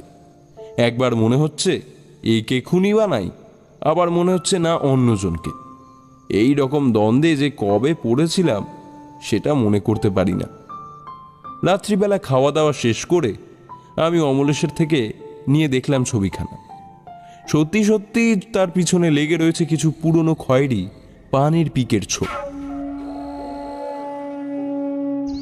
পরদিন সকালে যখন উঠলাম, দেখি অমলেশ একেবারে তৈরি হয়ে পড়েছে বেরোনোর জন্য। সকালের জল খাওয়ার মতন কিছুটা সময় তার কাছে চেয়ে নিয়ে আবার চটজলদি বেরিয়ে পড়তে হলো। এতক্ষণ নির্বাক অমলেশ ট্যাক্সিতে উঠে একটু মুখ খুলল। এখন আমরা প্রসাদ চৌধুরীর বাড়িতে যাচ্ছি। কালকে একটা ব্যাপার খুব ভালো করে ভেবে দেখলাম জানো। যদি এই সব কিছুর পেছনে পানের একটা যোগসূত্র থাকে, তাহলে আজকে আমরা ওনাকে আরেকটু খতিয়ে দেখতে পারি। আর ওইদিকে শুভজিৎ বলে ছেলেটাকেও খুঁজে বার করতে হবে, বুঝলে কি ভাইয়া? তাই একটু মগজে শান দিচ্ছিলাম যে কিভাবে সবটা করা যায়। আচ্ছা, তোমার কি মনে হয় ওই উর্মি মেয়েটাই খুনের সঙ্গে জড়িয়ে আছে? উর্মি? না না, মেয়েটা চতুর চালাক হলেও মাঝরাতে খুন করতে যাবে সেটা মনে হয় না। তার মানে তোমার মতে মেয়েটি মাঝরাতে সাইকেল চালিয়ে খুন করতে যাবে? দেখো, বান্ধবীর প্রেমিকের প্রতি আকর্ষণ মানুষকে অনেক কিছুই বানিয়ে দিতে পারে। এমনটাও হতে পারে এই শুভজিৎ ছেলেটি খুন করেছে এবং তার সঙ্গে জড়িয়েছিল উর্মি। হয়তো ছেলেটির ওই ছবি যেহেতু রয়ে গিয়েছিল সুচরিতার কাছে, তাই। অমলেশ একটু মাথা নিচু করে ভাবল, তারপর বলল, কথাটা তুমি কিছু ভুল বলনি সুজি। ছেলেটির ওই ছবি উদ্ধারের জন্য সে আসতেই পারে সুচরিতার কাছে, কিন্তু সেক্ষেত্রে প্রশ্ন আসে যে এই ছবিগুলো সুচরিতা পেল কিভাবে। মানে শুভজিৎ যদি সত্যি খুন করে সুচরিতাকে, তাহলে তাকে আগে থেকে তো নিজের কোনো ছবি দিয়ে রাখবে না, তাই না? আর তাছাড়া যেখানে আমরাই বুঝতে পারছি না এই ছবিতে আদতে কি রয়েছে, সেখানে সুচরিতার পক্ষে তো বোঝা সম্ভব নয় যে এটা আদতে কোনো খারাপ দ্রব্য। এর পেছনে নিশ্চয়ই আরো কেউ যুক্ত রয়েছে, বুঝলে সুজি? অমলেশ যখন থামল, তখন আমার মাথা আবার ভ্যাবাচাকা খেতে আরম্ভ করলো। সত্যি আমি এর কোনো অর্থই বুঝতে পারছি না। যেটুকু সমাধান নিজের বুদ্ধি দিয়ে করা গেল, সেটাও একেবারেই নাকচ হয়ে গেল। প্রসাদবাবুর বাড়িতে যখন আমরা ঢুকলাম, দেখি ভদ্রলোক আগের দিনের মতোই সোফায় বসে আছেন। আমাদের দেখে উনি চায়ের কথা বলে বসতে দিলেন। এই বসার ঘরে কাঠের তৈরি একটা মাল্টিপ্লায়ার, একখানা সোফা, ফ্রিজ আর দেওয়ালে লাগানো বড় একখানা টিভি। ঘরের একপাশে একখানা উইন্ড চাইম সর্বদা একটা আওয়াজ করে চলেছে। অমলেশকে প্রসাদবাবু জিজ্ঞেস করলেন, বলছি, কিছু কি এখনো গেল?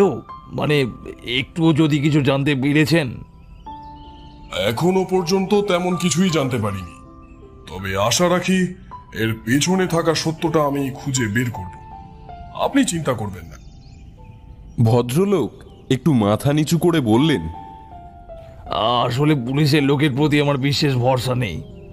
ব্যাপারটা মোটেও কোনো আত্মহত্যা নয় অমলেশ বাবু। নইলে এরকম কেন হবে বলুন? একটা লোক, পায়ের ছাপ, এগুলো তো আর এমনি এমনি হতে পারে না। সে আপনার কথা অবশ্যই ঠিক এবং যুক্তিসঙ্গত, কিন্তু আপনার কাছে একটা কথা আমার জানার ছিল প্রসাদ বাবু। হ্যাঁ, বলুন। আপনারা এই অঞ্চলে কবে থেকে রয়েছেন এবং এর আগেই বা কোথায় থাকতেন? আর সুচরিতার মা অর্থাৎ আপনার স্ত্রী কিভাবে মারা গিয়েছিলেন?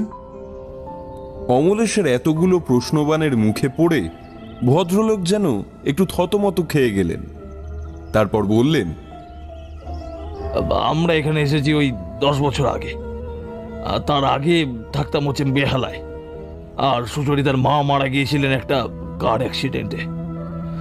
আপনাদের এগুলো বলা হয়নি আগে, কিন্তু এর সঙ্গে কিসের কোনো সম্পর্ক আছে কি? অমলেশ একটু ভুরু কুঁচকে বলল, দেখুন, কিসের সাথে কিসের সম্পর্ক রয়েছে সেই বিষয়টা আপনি আমার ওপর ছেড়ে দিন। আমার কাছে পুরো বিষয়টা প্রথম থেকে জানা দরকার, সেই কারণেই আপনাকে জিজ্ঞাসা করলাম। আচ্ছা, বেশ বেশ বেশ। অমলেশ এবার আমাকে অবাক করে দিয়ে বলল,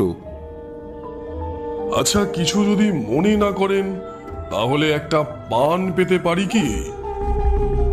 আমি বেশ বুঝতে পারলাম অমলেশ ঠিক কেন এই কথা বলছে, কিন্তু শুধু পান পাওয়া দিয়ে তো আর কেসের সুরাহা হবে না।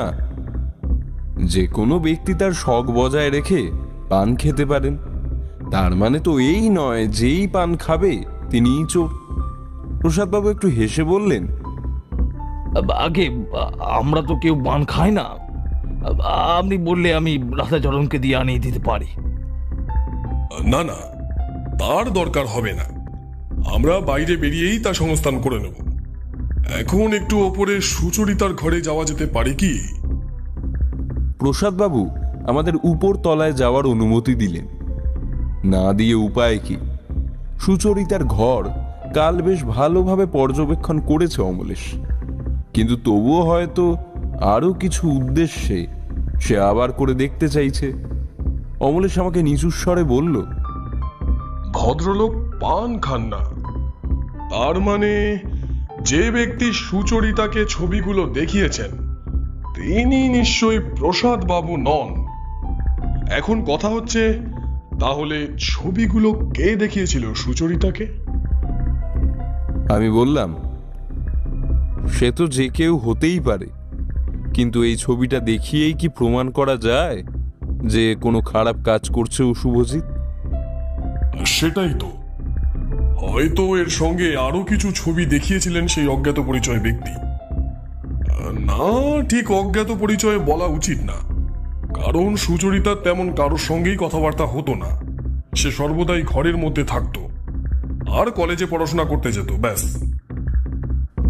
আচ্ছা অমলেশ, মেয়েটির সঙ্গে নিশ্চয়ই শুভজিতের পত্র বিনিময় চলতো, এটা কি হতে পারে? অসাধারণ সুজিত, আমিও আজ ঠিক এই কারণেই এসেছি এখানে। যদিও উর্মি মেয়েটি বলেছিল সুচরিতা ছেলেটির কোনো অ্যাড্রেস কিংবা কিছুই জানে না, তবুও একবার অন্তত আমরা সমস্ত বইপত্র ঘেটে দেখি, যদি কিছু মেলে। সব কথাই যে বান্ধবীকে সত্যি বলবে এমন তো কোনো মানে নেই। অমলেশের কথায় যথেষ্ট যুক্তি আছে। যাই হোক, আমরা দুজন লেগে পড়লাম সমস্ত বইপত্র ঘেটে কেসের জট ছাড়ানোর কিছু সূত্রের সন্ধানে। দীর্ঘক্ষণ কাগজ বই ঘাঁটতে ঘাঁটতে বড্ড বিরক্ত লাগছিল। শুভজিতের আর কোনো ছবি আমরা পেলাম না বটে, তবে যেটা পেলাম সেটা অমলেশ এবং আমার দুজনেরই মাথা সম্পূর্ণ উল্টো দিকে ঘুরিয়ে দিল। অমলেশ একখানা চিঠি আমার হাতে তুলে দিয়ে বলল, এই দেখো ভায়া, শেষমেশ পাওয়া গেল একটা চিঠি। খুবই আশ্চর্যের ব্যাপার, আমার লেখা একটা বই থেকেই পাওয়া গেছে চিঠিটা। ইস, নিজের বইকে আগে দেখলে আমিই আগে উদ্ধার করতে পারতাম। একটা নয়, বেশ কয়েকটা চিঠি রয়েছে তাতে। অমলেশ সেগুলোর মধ্যে একটা খুলে আমার হাতে দিল, আর সেই চিঠি দেখে আমাদের এই কেসের অভিমুখ আরো কিছুটা মোড় নিল। চিঠিটি একটি প্রেমপত্র। লেখা হয়েছে আজ থেকে 3 মাস আগে। চিঠির বিষয়বস্তু পড়বার আগে যে বিষয়টি না বললেই নয় সেটা হলো এই চিঠি প্রেরকের বর্ণনা। চিঠির প্রেরক হলো সুদীপ্ত গাঙ্গুলি, নিবাস কিছুই দেওয়া নেই। সম্ভবত এটা হাতে হাতেই দেওয়া হয়েছিল। ছেলেটি সুচরিতাকে উদ্দেশ্য করে খুব রসবোধ সম্পন্ন একটি পত্র লিখেছে এবং সুচরিতা সেটা যত্ন করে রেখেও দিয়েছিল। ব্যাপারখানা কি বলতো? এ আবার কে জুটল? একে তো শুভজিতে শান্তি নেই, এখন আবার সুদীপ্ত। উর্মি মেয়েটার কাছে এখনই আমাদের যাওয়া উচিত। নিশ্চয়ই কিছু একটা চেপে গেছে মেয়েটা। আর সময় নষ্ট করে লাভ নেই, গাড়িতে যেতে যেতে না হয় দেখবো বাকি চিঠিগুলো। নিচতলায় আমরা দুজনে তাড়াহুড়ো করে নামলাম। প্রসাদবাবু নিচে বসে গ্রামাফোনে গান শুনছিলেন। আমাদের এভাবে নেমে আসতে দেখে চমকিত হয়ে বললেন, কি হলো অমলেশ বাবু? অমলেশ একটু হেসে বলল, না তেমন কিছু না। আচ্ছা বলছি, আপনার বন্ধু রবীন বাবুকে দেখলাম না, তিনি আজ আসেননি? প্রসাদ চৌধুরী হেসে বললেন, না না না, আজকে তো আসেনি। তারপর কৌতূহলবশত বললেন, কেন বলুন তো? না এমনি, আসলে ওনার সঙ্গে সাক্ষাৎ করাটা দরকার। কারণ সুচরিতার মৃত্যুর রাতে আপনি ওনার বাড়ি গিয়েছিলেন, তাই সেক্ষেত্রে আপনার ঠিক কি দরকার পড়েছিল সেই দিন ওখানে যাওয়ার, সেটাও তো তদন্ত করতে হবে। প্রসাদবাবু এবার ক্ষেপে উঠলেন। তারপর একটু ভারী গলায় বললেন, আপনি কি বলতে চাইছেন? আপনি আমাকেও কি সন্দেহ করছেন নাকি? অমলেশ বুদ্ধিদীপ্ত গলায় বলল, দেখুন, সন্দেহের ঊর্ধ্বে কেউ নেই, সবে তো শুরু করলাম। কে যে কোথায় সাধু সেজে বসে আছে তা তো কিছুই জানি না। যাই হোক, এখন আসছে। আমি আর অমলেশ বেরিয়ে এলাম রাস্তায়। রাস্তার মোড়ে আবার একটা ট্যাক্সি ধরে পৌঁছালাম উর্মির বাড়িতে। না, ট্যাক্সিতে বসে সব চিঠি ঘেটেও আর তেমন কিছু পেলাম না। না পেলাম ঠিকানা, না পেলাম কোনো সূত্র। উর্মির বাড়িতে পৌঁছে দরজায় কড়া নাড়তেই সে দরজা খুলে দিয়ে খানিক বিস্মিত হয়ে বলল, আপনারা? আমরা যে আবার তার বাড়িতে এসেছি তাতে বোধহয় সে খুব একটা খুশি ছিল না। অমলেশ একটু হেসে বলল, ঢুকতে আপত্তি আছে কি? তার কথা শুনে উর্মি একটু লজ্জিত হয়ে বলল, না না, ভেতরে আসুন। আমাদের একটা চেয়ারে বসতে দিয়ে উর্মি একটা টুল টেনে নিয়ে বসল। তারপর হাঁক দিয়ে মাকে চায়ের অর্ডার দিতে গেলে অমলেশ আপত্তি জানালো। এবার সে হাতের কটা চিঠি নিয়ে বলল, এই চিঠিগুলো আজকে আমরা উদ্ধার করেছি আপনার বান্ধবীর ঘর থেকে। কথাটা হচ্ছে, আপনি আমাদের বলেছিলেন শুভজিতের কথা, ছবিতে তাকে দেখা গেছে, কিন্তু এই চিঠিতে যে ব্যক্তির নাম আমরা পাচ্ছি তাকে কি আপনি চেনেন? অমলেশ উর্মির হাতে একখানা চিঠি তুলে দিল। উর্মি চিঠি প্রেরকের নামটা দেখে একটু যেন চমকে উঠল। তারপর একটু স্বাভাবিক হয়ে বলল, না, একে আমি চিনি না। একটু ভেবে বলুন, আপনার কোনো তাড়াহুড়ো নেই। সুচরিতার বন্ধু বিভাগে এমন কেউ? আমি বলছি তো আপনাকে, আমি জানি না। এখন আপনি যদি অবিশ্বাস করে থাকেন আমাকে, তাহলে তো কিছু বলবার নেই। বেশ খানিকটা রেগেই বলে উঠল মেয়েটি। অমলেশ একটু ঠান্ডা গলায় বলল, আচ্ছা ঠিক আছে, আপনি তাহলে শুভজিৎ সম্পর্কে আমাদের কিছু বলুন। উর্মি একটু এদিক ওদিক চোখ ঘুরিয়ে নিল। তারপর ভ্রু সংকুচিত করে বলল, আমি ওকে চিনি ঠিক কথা, ওই মুখ চেনা অবধি দেখেছি মাত্র কয়েকবার।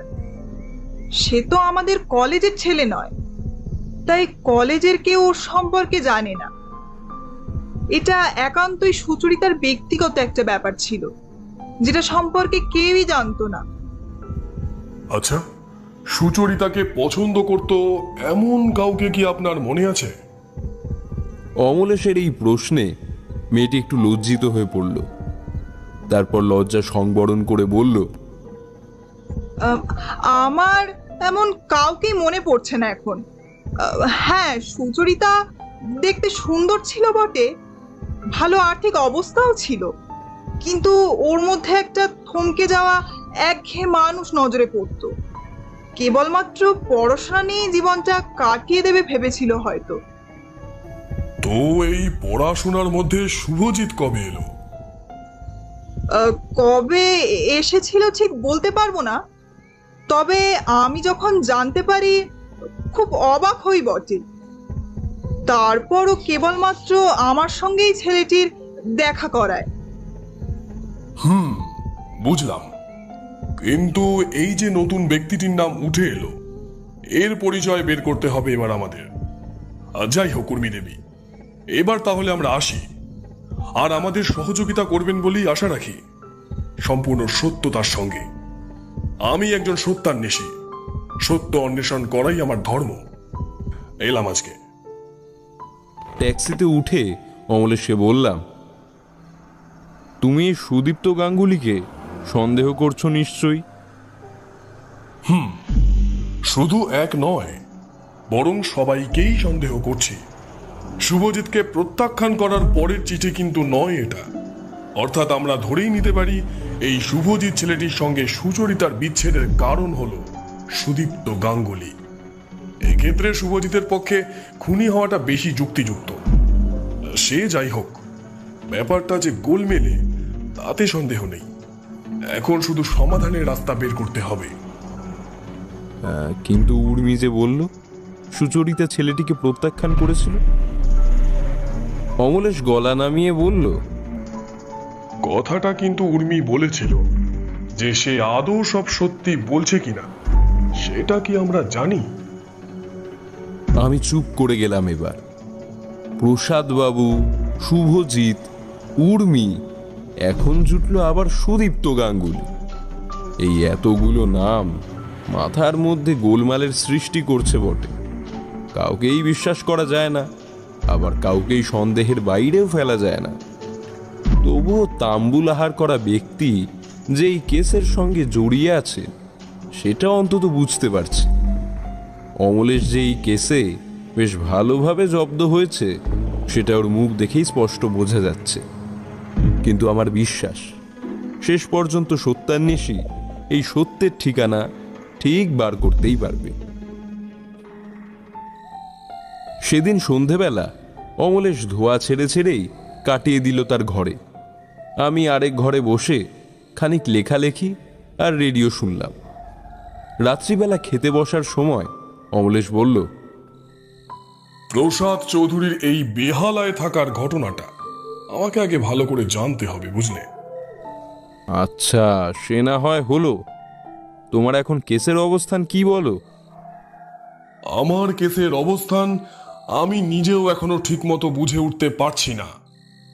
তবে আরেকটা ভাবনা মাথায় এলো। সেদিন মাঝরাতে খুন হলো, আর ভোর রাতে খুনি পালালো। আর মানে বাকি সময়টা জুড়ে খুনি প্রত্যেকটা জিনিস সুন্দরভাবে গুছিয়েছে। বুক সেলফে বই সাজিয়েছে, বাড়িতে নিশ্চয়ই কাদা পায়ে ঢুকেছিল, সেগুলো মুছেছে। তাহলে পানের পিকের দাগখানা কি স্রেফ একটা ভাওতা? এমনটাও তো হতেই পারে। আমাকে ভুল পথে চালনা করবার জন্য এটা একটা কারসাজি। কথাটা শুনে আমার মুখ একেবারে হা হয়ে রইল। এই ক্লুগুলো ভাওতা হতে পারে নাকি? কে জানে। রহস্যের জালে একেবারে আমি বিদ্ধ হয়ে গেছি। আমার মাথা আর কাজ করছে না। থাক, এ বিষয়ে আমার আর বেশি ভাবনা না করাই ভালো। পরদিন সকালে আমরা রুটিন মতন চলে গেলাম আবার সেই প্রসাদ চৌধুরীর বাড়িতে। উনি অমলেশের উপর এখনো ক্ষুব্ধ কিনা বোঝা যায় না। ভদ্রলোক যথেষ্ট কদর করে আমাদের বসালেন। অমলেশ ওনাকে জিজ্ঞেস করল, আপনি বলতে পারবেন সুচরিতার ঘরে কারা কারা প্রবেশ করত? উনি এবার একটু অবাক হয়ে বললেন, আর সবাই প্রবেশ করতে পারতো, তবে আমাদের বাড়িতে কোনো আত্মীয় স্বজন আসতো না। এবার যদি বলেন কারা কারা প্রবেশ করতো সেখানে, তবে আমি বলতে পারি মেয়ের বন্ধু উর্মি আসতো মাঝে মাঝে, রাধাচরণ কাজের জন্য ঢুকতো, আর আমি এবং রবিন হয়তো কখনো কখনো। সুচরিতার সঙ্গে ওর তেমন কোনো কথাবার্তা হতো না, ওই মাঝে মধ্যে একটু আদ্র আর কি। এছাড়া আর কোনো ব্যক্তি ঢুকতো বলে আমার জানা নেই। এবার আমার অনুপস্থিতিতে যদি কেউ প্রবেশ করে তাহলে সেটা আলাদা ব্যাপার। আচ্ছা বেশ, তবে রবিন বাবুর সঙ্গে দেখা করবার ইচ্ছে ছিল, তা উনি কি আজ আসবেন? হ্যাঁ, টেলিফোনে কথা হয়েছিল, ও আসবে। আপনারা একটু অপেক্ষা করে যান না হয়। আচ্ছা আচ্ছা, সে ঠিক আছে। প্রসাদ বাবু, আপনার সেই রাতে রবিন বাবুর বাড়িতে যাওয়ার ঘটনাটা আপনি ছাড়া আর কে কে জানতো? প্রসাদবাবু খানিকক্ষণ ভেবে বললেন, না, আমি রবিনের বাড়ি যাব এটা কেউ জানতো না, কেবলমাত্র আমি আর রবিন ছাড়া। আপনি সেই রাতে রবিন বাবুর বাড়িতে গেলেন, এটা কবে ঠিক হলো? রবিন আমাকে আগের দিন বলেছিল, বলল কাল আমার বাড়ি চলে এসো। আমি তো বেশ অবাক হলাম শুনে। অমলেশ প্রসাদবাবুকে থামিয়ে দিয়ে বলল, কেন?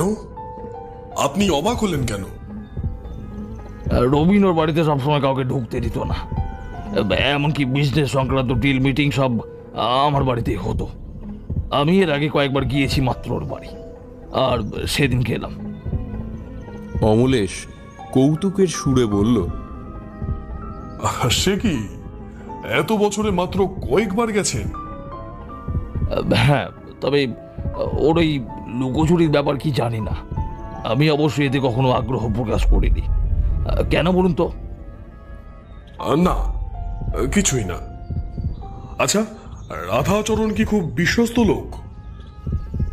হ্যাঁ, এখানে যবে থেকে এসেছি ও তো কাজ করে চলেছে, ওকে নিয়ে সন্দেহের কোনো কারণ নেই। ওর কাছে কি আপনার বাড়ির চাবি থাকে? না না, কোনো চাবিই থাকে না। ঠিক এমন সময় বসার ঘরে প্রবেশ হলো আরেক ব্যক্তির, রবিন গাঙ্গুলি। ভদ্রলোক নিজে সোফার আরেক প্রান্তে অমলেশের একেবারে সোজাসুজি বসে পড়লেন। উনাকে এর আগের দিন যতটা গম্ভীর মনে হচ্ছিল, আদতে উনি ততটাও নন, বরং বেশ খোশ মেজাজের লোক। অমলেশের সঙ্গে সরাসরি হ্যান্ডশেক করে বললেন, মিস্টার অমলেশ বক্সি, কেস কদ্দূর এগোলো? অমলেশ স্নিগ্ধ স্বরে বলল, মোটামুটি। তা বেশ। শোনো প্রসাদ, তুমি এত চিন্তা করো না, তোমার মেয়ের খুনি ঠিক ধরা পড়বে। তুমি এভাবে ভেঙে পড়লে আমাদের ডিলগুলোর কি হবে? দেখো, যা চলে গেছে তা চলে গেছে, সেগুলো তো আর ফিরে পাওয়া যাবে না, কিন্তু যা যায়নি সেগুলোকে আঁকড়ে ধরে বাঁচতে শেখো। অমলেশ রবিনবাবুকে সমর্থন করে বলল, একদম সঠিক কথা রবিন বাবু। দেখুন প্রসাদ বাবু, আমার মনে হয় রবিন গাঙ্গুলির মতন শুভাকাঙ্ক্ষী আপনার এই মুহূর্তে কেউ হতে পারে না। রবিন গাঙ্গুলি অমলেশের কাছে হাত জোড় করে বললেন, আপনি দয়া করে তাড়াতাড়ি এর একটা নিষ্পত্তি করুন। দেখুন, আমি তো আমার যথাসাধ্য চেষ্টা চালিয়ে যাচ্ছি, শুধু এটুকু বুঝতে পারছি যে আততায়ী সুচরিতার চেনা কেউ। অচেনা হলে অত রাতে সুচরিতা তাকে ঢুকতে দিত না, এবং আততায়ী সেই রাতের প্রমাণ একেবারে সব নিপুণভাবে সরিয়ে রেখে গেছে। ব্যাস। আচ্ছা, যদি চাকরের কাছে থাকা চাবির মাধ্যমে আততায়ী ঘরে প্রবেশ করে? না, সেটা সম্ভব নয়, কারণ রাধাচরণের কাছে কোনো চাবি ছিল না, আর আততায়ী তাহলে দরজা খোলা রেখে পালাতো না। যদি চাকর ডুপ্লিকেট চাবি বানিয়ে রাখে? তাহলে চাকর এই বাড়ি কেন, গোটা কলকাতা শহরেও আর এক মুহূর্ত থাকতো না। অমলেশের যুক্তি শুনে রবিনবাবু চুপ করে গেলেন। অমলেশ তাকে প্রশ্ন করল, আপনার সঙ্গে আগের দিন দেখা হলো, কিন্তু তেমন কোনো কথা হয়নি। আজকে না হয় একটু আলাপচারিতা সেরে নেওয়া যাক। তা আপনার বাড়িতে কে কে আছে? রবিনবাবু উত্তর দিলেন কিছুটা থেমে, বললেন, আমার বাড়িতে আমি একাই থাকি। চাকর ঘনশ্যাম কাজ করে রাতে বাড়ি চলে যায়। আমার এক ছেলে আছে, সে বিদেশে থাকে। এখন ও হলো আমার সব। কথাটা বলে ভদ্রলোক বেশ আবেগপ্রবণ হয়ে পড়লেন। অমলেশ বলল, তা রবীনবাবু, আপনার যদি কোনো আপত্তি না থেকে থাকে তাহলে কি আমরা একবার আপনার বাড়িতে যেতে পারি? ভদ্রলোক একটু ভেবে হাসি মুখে বললেন, আচ্ছা, সে আসুন আজ সন্ধেবেলা, ফাঁকা আছি। এরপর কিছুক্ষণ কথাবার্তা বলে গরম চা খেয়ে আমরা সেখান থেকে উঠে পড়লাম। রবীনবাবুর সাথে কথা হলো আজ সন্ধেবেলা আমরা তার বাড়ির দিকে যাব। রাস্তায় বেরিয়ে অমলেশকে বললাম, আমরা তো কেসের ব্যাপারে আরো অনেক দিক থেকে এগিয়ে গিয়েছি, কিছুটা হলেও সেগুলো সব এদের গোপন করে গেলে কেন? অমলেশ গম্ভীর স্বরে বলল, আদৌ এগিয়েছি তো? অমলেশের এই ভনিতা আমার একেবারে পছন্দ হয় না। এমনিতেই আমার মাথা একেবারে ভন ভন করছে, তার মধ্যে এমন কথা শুনলে জ্ঞান হারানোও কিছু আশ্চর্য নয়। বাড়িতে যখন পৌঁছলাম তখন ঘড়িতে বাজে দুপুর 2টো। খেয়ে দিয়ে একটু বেশ ভাত ঘুম দিলাম, যদিও তখন অমলেশ সিগারেটের ধোঁয়া ছেড়েই চলেছে আর এক মনে ভেবেই চলেছে। সন্ধেবেলা আমরা প্রসাদবাবুর বাড়িতে গেলাম, একেবারে সকলে মিলেই রবিন গাঙ্গুলির বাড়িতে যাব বলে।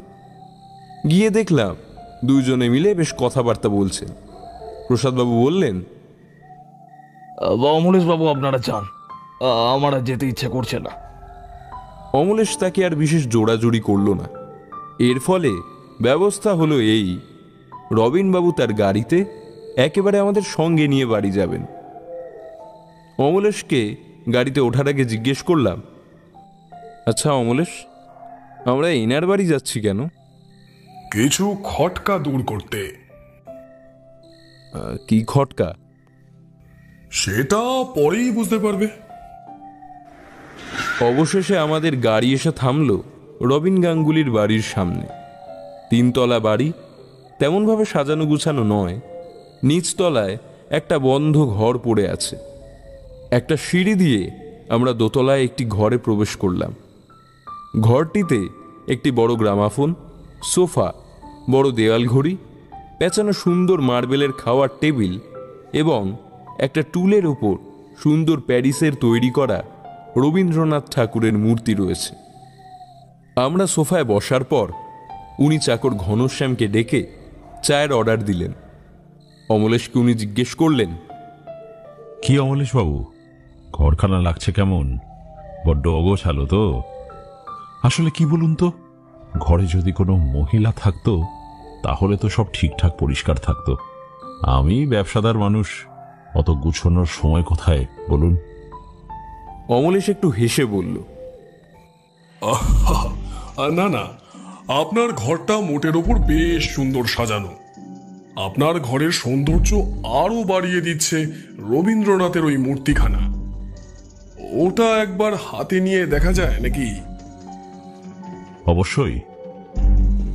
অমলেশ প্যারিসের মূর্তিখানা হাতে নিয়ে দেখল। আমিও একবার সেই সুযোগে হাতে নিলাম জিনিসটা। ভারী সুন্দর কারুকার্য করা। অমলেশ হঠাৎ প্রশ্ন করল, আপনার প্রতিটি ঘরেই কি এই মূর্তি আছে? রবীনবাবু একটু চমকিত হয়ে বললেন, হ্যাঁ। তা আপনি কিভাবে জানলেন? না মানে পাশের ঘরের টেবিলে দেখা যাচ্ছে, তাই আর কি। অমলেশের চোখ আছে বটে, আমি তো লক্ষ্যই করিনি যে পাশের ঘরেও কবিগুরুর একখানা মূর্তি রয়েছে। রবীনবাবু ওর তারিফ করে বললেন, ওই জন্যই বলে ডিটেকটিভের চোখে কোনো কিছুই ফাঁকি দেওয়া যায় না। অমলেশ হালকা হেসে বলল, আগে আমি ডিটেকটিভ নই, সত্যান্বেষী। ওটাই বেশি পছন্দের। যাই হোক, চা এসে যাওয়ায় সোফায় বসে চা আর সিগারেট সহযোগে গল্পগুজব চলতে লাগলো। বাড়ির সমস্ত কাজ করে ঘনশ্যাম রবীনবাবুকে বলে বাড়ি থেকে বেরিয়ে গেল। অমলেশ রবীনবাবুকে জিজ্ঞেস করল, তা ঘনশ্যাম কি সারাদিন থাকে না? না না, দিনের বেলায় কাজ করে রাতে চলে যায়। সেদিন রাতে আপনার বাড়িতে কারা কারা ছিল, অর্থাৎ সুচরিতার মৃত্যুর রাতে? আমি, প্রসাদ আর ঘনশ্যাম। আপনি তো বললেন যে ঘনশ্যাম রাতে বাড়ি চলে যায়। ভদ্রলোক একটু থেমে বললেন, সেই রাতে অনেক বাসনপত্র পড়েছিল, আর আমাদের খেয়ে দিয়ে রাতও হয়ে গিয়েছিল, তাই আর সে রাতে যায়নি। আচ্ছা, আমি একটা কথা শুনলাম, আপনি নাকি সহজে তেমন কাউকে আপনার বাড়িতে ঢুকতে দেন না। এমনকি প্রসাদ চৌধুরী আপনার বাড়িতে কয়েকবার এসেছেন মাত্র। উনি অমলেশের এই প্রশ্নে একটু বিচলিত হলেন, তারপর বললেন, আসলে বাড়িতে তেমন কাউকে নিয়ে আসি না। বাড়ির অবস্থা খুব একটা ভালো তো নয়। ঘনশ্যাম যতটা করতে পারে আর কি। সর্বত্র নোংরা ছড়িয়ে আছে, এর মধ্যে সবার আগমন ব্যাপারটা ঠিক পছন্দ হয় না। তাহলে আপনি আমাদের প্রস্তাবে এক কথায় রাজি হয়ে গেলেন কেন? দেখুন, আমি স্পষ্ট কথা বলতে ভালোবাসি। আমি আপনাদের প্রস্তাবে এক কথায় রাজি হয়েছি, তার কারণ যাতে আপনি আমাকে সন্দেহ না করেন। এবার আমি নিজের বুদ্ধিতেই উনাকে একটা প্রশ্ন করে বসলাম। বলছি যে, কিছু যদি মনে না করেন, আপনার কাছে কি একটা পান হবে? আমার প্রশ্নটা শুনে অমলেশ আমার দিকে এমনভাবে তাকালো যেন আমি ওর যোগ্য অ্যাসিস্ট্যান্টের মতোই কোনো কাজ করেছি। ভদ্রলোক আমার প্রশ্ন শুনে বিন্দুমাত্র বিচলিত না হয়ে বললেন, না, আমার বাড়িতে তো আপনি সেটা পাবেন না, আর ঘনশ্যামও চলে গেছে, তাই ওকে দিয়েও আনাতে পারবো না। না না, তার কোনো দরকার নেই। আপনার বাড়ি থেকে বেরিয়েই কোনো না কোনো পানের দোকান পেয়ে যাব। তা বলছি, কালকে প্রসাদ বাবুর বাড়িতে যাবেন তো? না, কাল আমার বালিগঞ্জে একটু কাজ আছে। সকালবেলায় যাবেন? হ্যাঁ, 9টার সময়। আচ্ছা, আপনি কি জানেন প্রসাদ বাবু এর আগে কোথায় থাকতেন? হ্যাঁ, ওই তো ইকবালপুরে। কেন, আপনি জানেন না? এই কথাটা শুনে আমার এবং অমলেশের দুজনেরই বাক্য হরে হয়ে গেল। আমি আর অমলেশ উনাকে বিদায় জানিয়ে বেরিয়ে পড়লাম। ট্যাক্সিতে উঠে অমলেশ আমায় জিজ্ঞেস করল, ব্যাপারটা কিছু বুঝলে সুজিত? ভদ্রলোক আমাদের ওনার পুরনো নিবাস বেহালা বললেন, অথচ উনি থাকতেন ইকবালপুর। ব্যাপারটা তো এবার বেশ গন্ডগোল ঠেকছে। হ্যাঁ, সে তো বটেই। নিশ্চয়ই উনি কিছু লুকোচ্ছেন আমাদের থেকে। সেই। আর তুমি হঠাৎ পানির কথা তুললে কেন? আমি হেসে বললাম, আমি ভাবলাম তুমি বললে যদি ভদ্রলোক সন্দেহ করেন, তাই। সন্দেহ করে? আরে, চা বিস্কুটের পরে কে পান চায়? কথায় কথায় পানের ব্যাপারটা তো আনতে হবে। আর আমি পানের কথাটা জিজ্ঞাসাও করতাম না, কারণ ভালোভাবেই বুঝতে পারছিলাম উনি ওটা স্বীকার করবেন না। তবে বলছো ইনিই খুনি? আপাতত সব তথ্য দেখে তো সে রকমই মনে হচ্ছে। কিন্তু কি প্রমাণ? আমাকে একটু স্পষ্ট করে বোঝাও তো। ওদিকে আরেকজন যে আমাদের মিথ্যে বলে বসে রয়েছে। অমলেশের কথাও আমার মনের উত্তেজনাকে প্রশমিত করতে পারল না। আমি উত্তেজনায় তখনও টকবক করে ফুটছি। বাড়িতে পৌঁছে অমলেশ আর আমি হাত পা ধুয়ে বসে পড়লাম খাটের উপর। সে নিজের সিগারেটখানা ধরিয়ে তাতে টান দিতে দিতে বলল, প্রথমেই তোমাকে ছবিটা ভালোভাবে দেখতে হবে।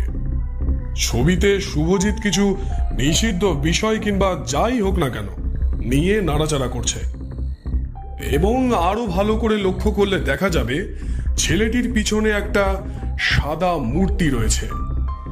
তবে সেটা কিসের তা স্পষ্ট করে বলা সম্ভব নয়, কিন্তু যদি ওটা রবীন্দ্রনাথের মূর্তি হয় তাতে আমি বিন্দুমাত্র আশ্চর্য হব না।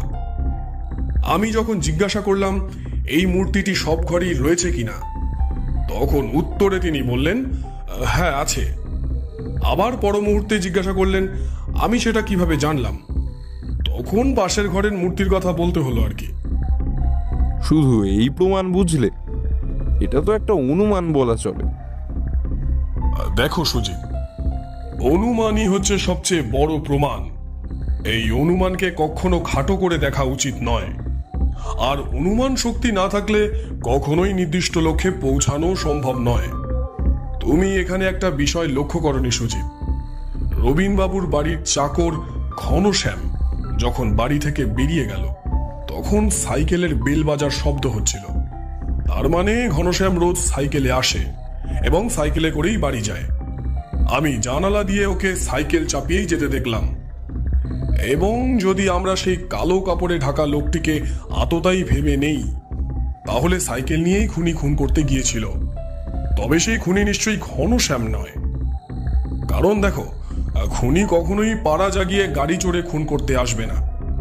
আর প্রসাদ বাবুর বাড়ি থেকে রবীন বাবুর বাড়ির দূরত্ব খুব একটা কম নয়। তাই এক্ষেত্রে সুবিধাজনক পদ্ধতি হলো সাইকেল। ভদ্রলোক সেদিন চাকরকে বুঝিয়ে সুঝিয়ে বাড়িতে রেখে দিয়েছিলেন, রাত্রে যেতে দেননি।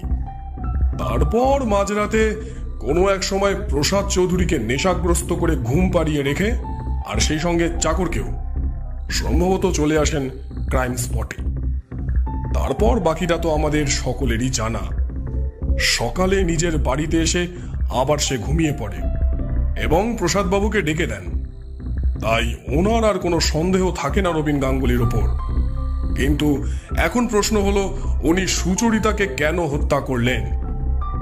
এবং আরেক দিক থেকে ভেবে দেখলাম, রবীন বাবু আর আমাদের সদ্য পাওয়া আরেকজন ব্যক্তি সুদীপ্ত, এই দুজনেরই পদবি কিন্তু এক।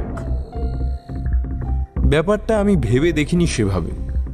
হ্যাঁ, ঠিকই তো, আমি অমলেশের সঙ্গে সহমত হলাম। কিন্তু এই রবীন গাঙ্গুলি কিসের আক্রোশে সুচরিতাকে খুন করলেন, এটাই এখন ধোঁয়াশা হয়ে রয়েছে। এখন যে যুগ পড়েছে, তাতে কাউকেই বিশ্বাস করা কঠিন হয়ে পড়েছে। যাই হোক, আর বেশি ভাবনা চিন্তা বাদ দিয়ে তাড়াতাড়ি ঘুমিয়ে পড়লাম। অমলেশ যে পরের দিন কি করতে চলেছে সেটা আমাকে জানালো না।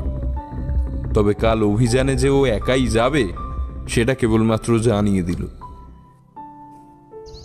সকালবেলা দাঁত মেজে অমলেশ অভিযানের জন্য তৈরি হয়ে নিল। তবে এইবার সে এমনভাবে তৈরি হলো যে এই পরিচ্ছদে তাকে আর অমলেশ লাগছে না। একখানা বাটারফ্লাই গোফ, কালো শার্ট আর প্যান্ট, আর চুলটা ব্যাক ব্রাশ করে অমলেশ এখন তার পরিচিতিই পাল্টে ফেলেছে। গোটা পাঁচেক পান খেয়ে দাঁত মুখ একেবারে খয়েরি করে ফেলেছে সে। চোখে একখানা কালো চৌকো চশমা তাকে একেবারে চিনতে দিচ্ছে না। হতবাক হয়ে জিজ্ঞেস করলাম, কি হে অমলেশ, হঠাৎ ছদ্মবেশ ধারণ করতে হচ্ছে কেন? কোনো গোপন অপারেশন নাকি? অমলেশ ভারী গলায় বলল, হ্যাঁ। বাবা, চরিত্রের সঙ্গে গলাটাও বদলে ফেলেছ দেখছি।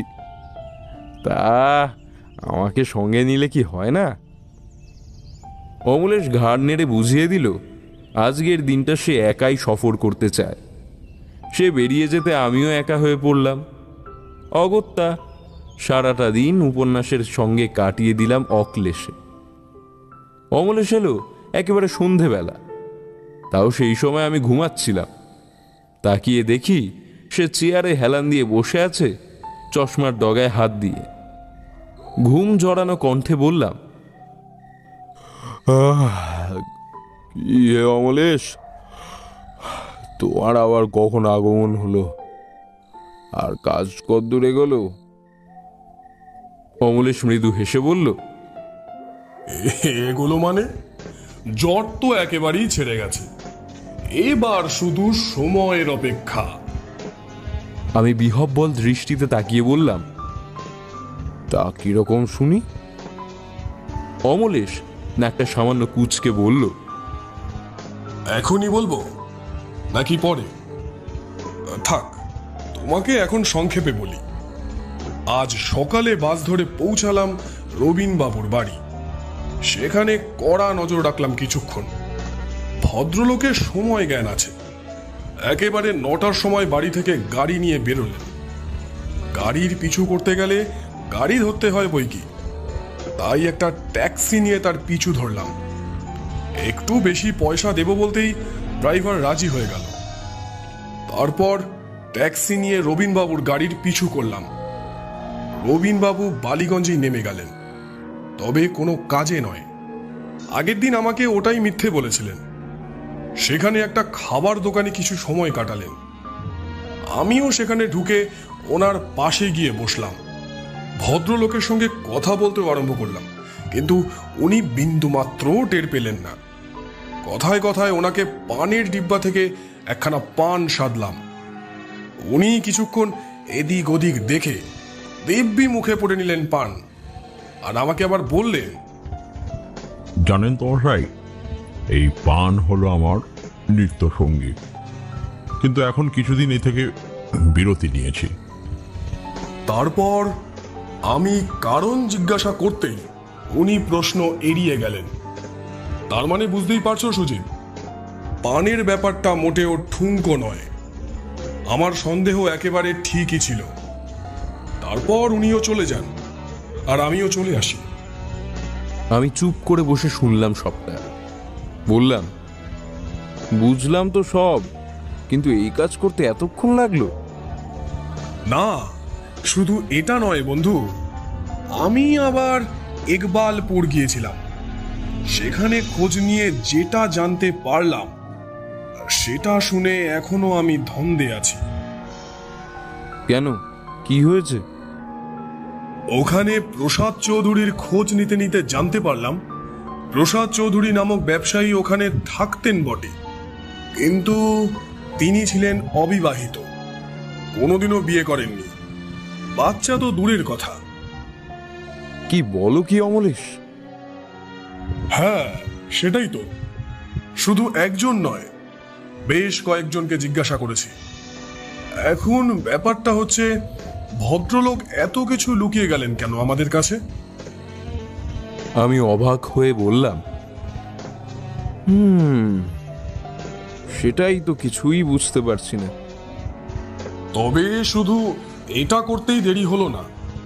একটা হোটেলে খাওয়া দাওয়া করে ফের পৌঁছালাম রবিন বাবুর পাড়ায়। সেখানে যাওয়ার কারণ অবশ্য এই নয় যে আমি ওনার বাড়ি যাব। আমার প্রথম থেকেই সন্দেহ ছিল রবিন গাঙ্গুলির সঙ্গে সুদীপ্ত গাঙ্গুলির কোনো সম্পর্ক নেই তো। বলতে পারো একরকম অনুমান করেই ওনার পাড়ার মোড়ে দাঁড়িয়ে চায়ের দোকানে গেলাম। পাড়ার সমস্ত হালফিলের খবর সেখানেই পাওয়া যায় সাধারণত। সেখানে গিয়ে সুদীপ্ত গাঙ্গুলিকে কেউ চেনেন কিনা এই নিয়ে প্রশ্ন করলাম। তখন সেখানে 5-6 জন মতন ছিলেন। কেউই সুদীপ্ত গাঙ্গুলিকে নামের মাধ্যমে চিনতে পারলেন না। সেই সময় একটা অল্প বয়সী ছেলে এসে জিজ্ঞাসা করলো আমি রবিন গাঙ্গুলির ছেলের কথা বলছি কিনা। আমি মাথা নেড়ে হ্যাঁ জানালাম। পকেট থেকে ছবি বের করে দেখালাম। ছেলেটি সুদীপ্তকে চিনতে পেরেছে ছবিতে, ওর সঙ্গেই পড়তো ছোটবেলায়। তারপর বিদেশে পড়তে চলে যায় সুদীপ্ত, কিন্তু বেশ কয়েক মাস এখানে এসেছিল সে। দুর্ভাগ্যবশত সে এখন আর বেঁচে নেই। কি বলো, রবিন গাঙ্গুলির ছেলে আর বেঁচে নেই? আগে না, 1-1.5 মাস আগে ছেলেটি গলায় দড়ি দিয়ে আত্মহত্যা করেছে। আমি এবার সবটা 2-2 4 করে নিলাম। রবিন বাবু তার ছেলের সঙ্গে সুচরিতার সম্পর্ক সম্বন্ধে জানতেন, কিন্তু কোনো একটা কারণবশত উনি এটা মেনে নিতে পারেননি। নিজের ছেলেকে হয়তো বোঝাতে পারেননি, তাই সুচরিতার মাধ্যমে সম্পর্কটা শেষ করে দিতে চেয়েছিলেন। তবে এই বিচ্ছেদ সহ্য করতে পারেনি সুদীপ্ত। ফলস্বরূপ আত্মহত্যা করতে বাধ্য হয় সে। এবার নিজের ছেলের মৃত্যুর প্রতিশোধ নিতে। অমলেশ কথাটা শেষ করলো না। ব্যাপারটা যদি ওর কথা মতো মিলে যায়, তাহলে সেটা মোটেও সুখকর হবে না। অমলেশকে জিজ্ঞেস করলাম, আচ্ছা, এমনটা তো হতেই পারে, হয়তো সুচরিতার সঠিক জন্ম পরিচয় নেই বলেই এই সম্পর্কে তিনি শিলমোহর দেননি। হ্যাঁ, হতেই পারে, এবং সেটার সম্ভাবনাই বেশি। তবে এই নিয়ে আরো জানতে হবে। আরেকটা কথা হলো, প্রসাদ চৌধুরী আমাদের বললেন ওনার সঙ্গে কয়েক বছরের সম্পর্ক রবীন গাঙ্গুলি। সেটাও দেখছি মিথ্যে। নইলে রবীন গাঙ্গুলি জানতেন না আদতে উনি কোথায় থাকতেন। সত্যিই জটিল ব্যাপার। কার অ্যাক্সিডেন্টে ওনার স্ত্রী বিয়োগ হয়েছিলেন বলেছেন, কিন্তু তেমনটা আদতে কিছুই হয়নি। সেটাই তো। আচ্ছা অমলেশ, রবিন গাঙ্গুলি পাড়ার লোকের থেকে খবর পেয়ে তো পালিয়ে যেতে পারেন বাড়ি থেকে, যে কেউ একজন খোঁজ খবর করছিল। হ্যাঁ, একদমই। আমার বন্ধু সুরেশ ওখানকার লোকাল থানার ওসি। আমি ওকে বলে পুলিশের ব্যবস্থা করে এসেছি ওখানে। প্রসাদ বাবুকে জানানো হয়েছে রবিন গাঙ্গুলির ব্যাপারে। উনি তো সবটা শুনে অবাক, তবে ওনাকে আসতে বলেছি। আমি একটা টেলিফোন করলেই উনি বেরিয়ে পড়বেন বাড়ি থেকে। আমি উৎসাহের সঙ্গে বললাম, তাহলে আজকেই হবে নাকি যবনিকা পতন? হ্যাঁ, সেরকমই তো ধারণা আছে। আচ্ছা অমলেশ, ড্রাগস কি আদৌ আছে? হ্যাঁ, একেবারেই আসল বলেই মনে হচ্ছে। খবর আছে, ওই অঞ্চল থেকে একটা ড্রাগস চক্র বহুদিন ধরে চলছে। সম্ভবত বাবা ও ছেলে দুজনেই ব্যবসার সঙ্গে জড়িত ছিল। আমাদের টেলিফোন হঠাৎ করে বেজে উঠল। অমলেশ ফোনটা ধরে কিছু কথা বলেই উঠে পড়ল। তারপর বলল, চট জলদি বেরোতে হবে সুজিত। রবিন বাবু বাড়িতে ঢুকেছেন। পাড়ার মোড়ে চায়ের দোকানের লোক তাকে খবর দিয়েছে যে কেউ একজন তার ব্যাপারে খোঁজ নিতে এসেছিল, কিন্তু এখনো যে অনেক সমস্যা সমাধান করা বাকি রয়ে গেল। যাই হোক, জলদি চলো। ভদ্রলোক এখন অনেক কিছুই করতে পারেন। অনেক কিছু বলতে? যার কিছু হারানোর নেই সে নিজেকে অক্লেশে শেষ করে দিতে পারেন। ব্যাপারটার তাৎপর্য বুঝতে আমার দেরি হলো না। ভদ্রলোক আত্মহত্যার পথ বেছে নিতেই পারে। অমলেশ বলল, আমি সুরেশকে বলেছি ওনার ঘরে ঢুকে পড়তে। না জানি উনি যদি ভুল কিছু পদক্ষেপ গ্রহণ করে ফেলেন। অমলেশ আর আমি বেরিয়ে পড়লাম বাড়ি থেকে। ট্যাক্সিতে উঠে অমলেশ ড্রাইভারকে তাড়াতাড়ি চালানোর জন্য আবেদন করল। সে প্রসাদ চৌধুরীকে বলে দিয়েছে যাতে উর্মিকে সঙ্গে করে নিয়ে তিনি আসেন। গাড়ি থামতেই আমি আর অমলেশ দৌড়ে উনার বাড়িতে প্রবেশ করলাম। সিঁড়ি বেয়ে দোতলা পৌঁছে দেখি বসার ঘরের পাশেরটিতে পুলিশের লোক এবং নাটকের খলনায়ক রবিন গাঙ্গুলি বসে আছেন। এটা সম্ভবত রবিন বাবুর ঘর। তিনি বারে বারে জিভ বার করছেন আর জোরে জোরে শ্বাস নিচ্ছেন। ঘনশ্যাম এসে তার হাতে এক গ্লাস জল তুলে দিল। অমলেশ বলল, তাহলে এই ঘরেই বসা যাক, চেয়ার টেবিল কুলিয়ে যাবে মোটামুটি। অমলেশের কথা সবাই আজ্ঞামতো পালন করল। শুধু রবিন বাবুকে দুজন কনস্টেবল কাঁধ ধরে সোফায় বসিয়ে দিলেন। অমলেশ সুরেশকে প্রশ্ন করল, দরজা ভেঙে ঢুকেছো নাকি? আমরা বাড়ির বাইরে অনেকক্ষণ নজর রাখছিলাম। হঠাৎ দেখি ওর চাকর সাইকেল করে বেরিয়ে যাচ্ছে বাড়ি থেকে। আমার এক কনস্টেবল তাকে থামালো আর আমরা সোজা উঠে গেলাম দোতলায়। দোতলায় উঠতেই একটা কাঠের টুল পড়ার শব্দ পাওয়া গেল। শব্দটা যে ঘর থেকে এসেছে সেটা বন্ধ। অগত্যা আমরা ধাক্কা দিয়ে দরজা ভাঙলাম। দেখি জিভ বের করে ঝুলছেন তিনি দড়িতে। তৎক্ষণাৎ ওনাকে সেখান থেকে বাঁচাই, আর এখন এই অবস্থা। জানি না আর একটু বাদে ঢুকলে কি পরিস্থিতিতে দেখতে পেতাম ওনাকে। অমলেশ সুরেশের পিঠ চাপড়ে দিল। আমি ওকে কানে কানে বললাম, ছবিটা সঙ্গে এনেছো তো? অমলেশ হালকা হেসে বলল, সে ছবি তো সবসময় সঙ্গেই আছে আমার। কিছুক্ষণ পর হাজির হলেন প্রসাদ বাবু এবং সুচরিতার বান্ধবী উর্মি। সোফার অপর প্রান্তে বসেছেন প্রসাদ চৌধুরী আর একটি টুলের উপর উর্মি। প্রসাদ চৌধুরী রবিনের দিকে কড়া দৃষ্টিতে তাকালেন। অমলেশকে প্রসাদবাবু জিজ্ঞেস করলেন, তা অমলেশ বাবু, আপনি রবিনকে সন্দেহ করলেন কখন থেকে? অমলেশ এবার বলতে শুরু করলো। প্রসাদ বাবু, আপনার মেয়ে সুচরিতা প্রচন্ড একাচোরা স্বভাবের। পড়াকু হলেও সে কিন্তু প্রেমের দিক থেকে খুব একটা পিছিয়ে থাকেনি। তার সুদীপ্ত গাঙ্গুলি নামে একটি ছেলের সঙ্গে সম্পর্ক সৃষ্টি হয়েছিল। প্রসাদ চৌধুরী যেন আকাশ থেকে পড়লেন, বললেন, রবিনের ছেলে? আগে হ্যাঁ, তাই। তবে ওর বান্ধবী উর্মি এক্ষেত্রে আমাদের অনেক ভুল পথে চালনা করেছেন। কি উর্মি, তাই তো? উর্মির মুখ দেখলাম একেবারে বদলে গেল। ভীষণভাবে ভয় পেলে মানুষের মুখ যেমন শুকিয়ে যায়, ঠিক তেমন। সে মাথা নিচু করে রইল কেবলমাত্র, মুখ থেকে কোনো শব্দ বের করল না। উর্মি আমাকে সুদীপ্তর ছবি দেখে বলেছিলেন তার নাম শুভজিৎ, কিন্তু আদতে সেটা মিথ্যে ছিল। আর উনি এটাও বলেছিলেন যে সুচরিতা নাকি ওই শুভজিতের সম্পর্কে কিছুই জানতো না।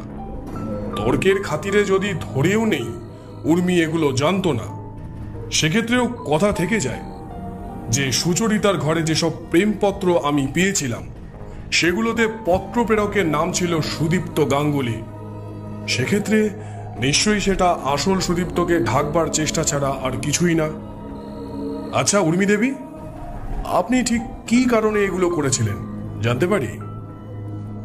উর্মি এবার কেঁদে ফেলে খানিকটা, কাদো কাদো গলায় বলে, সুদীপ্তকে আমি কোনো রকম বিপদে পড়তে দিতে চাইনি। সেই কারণেই আমি ওর নামটা ভুল বলেছিলাম, যাতে আপনারা ওকে সন্দেহ না করেন।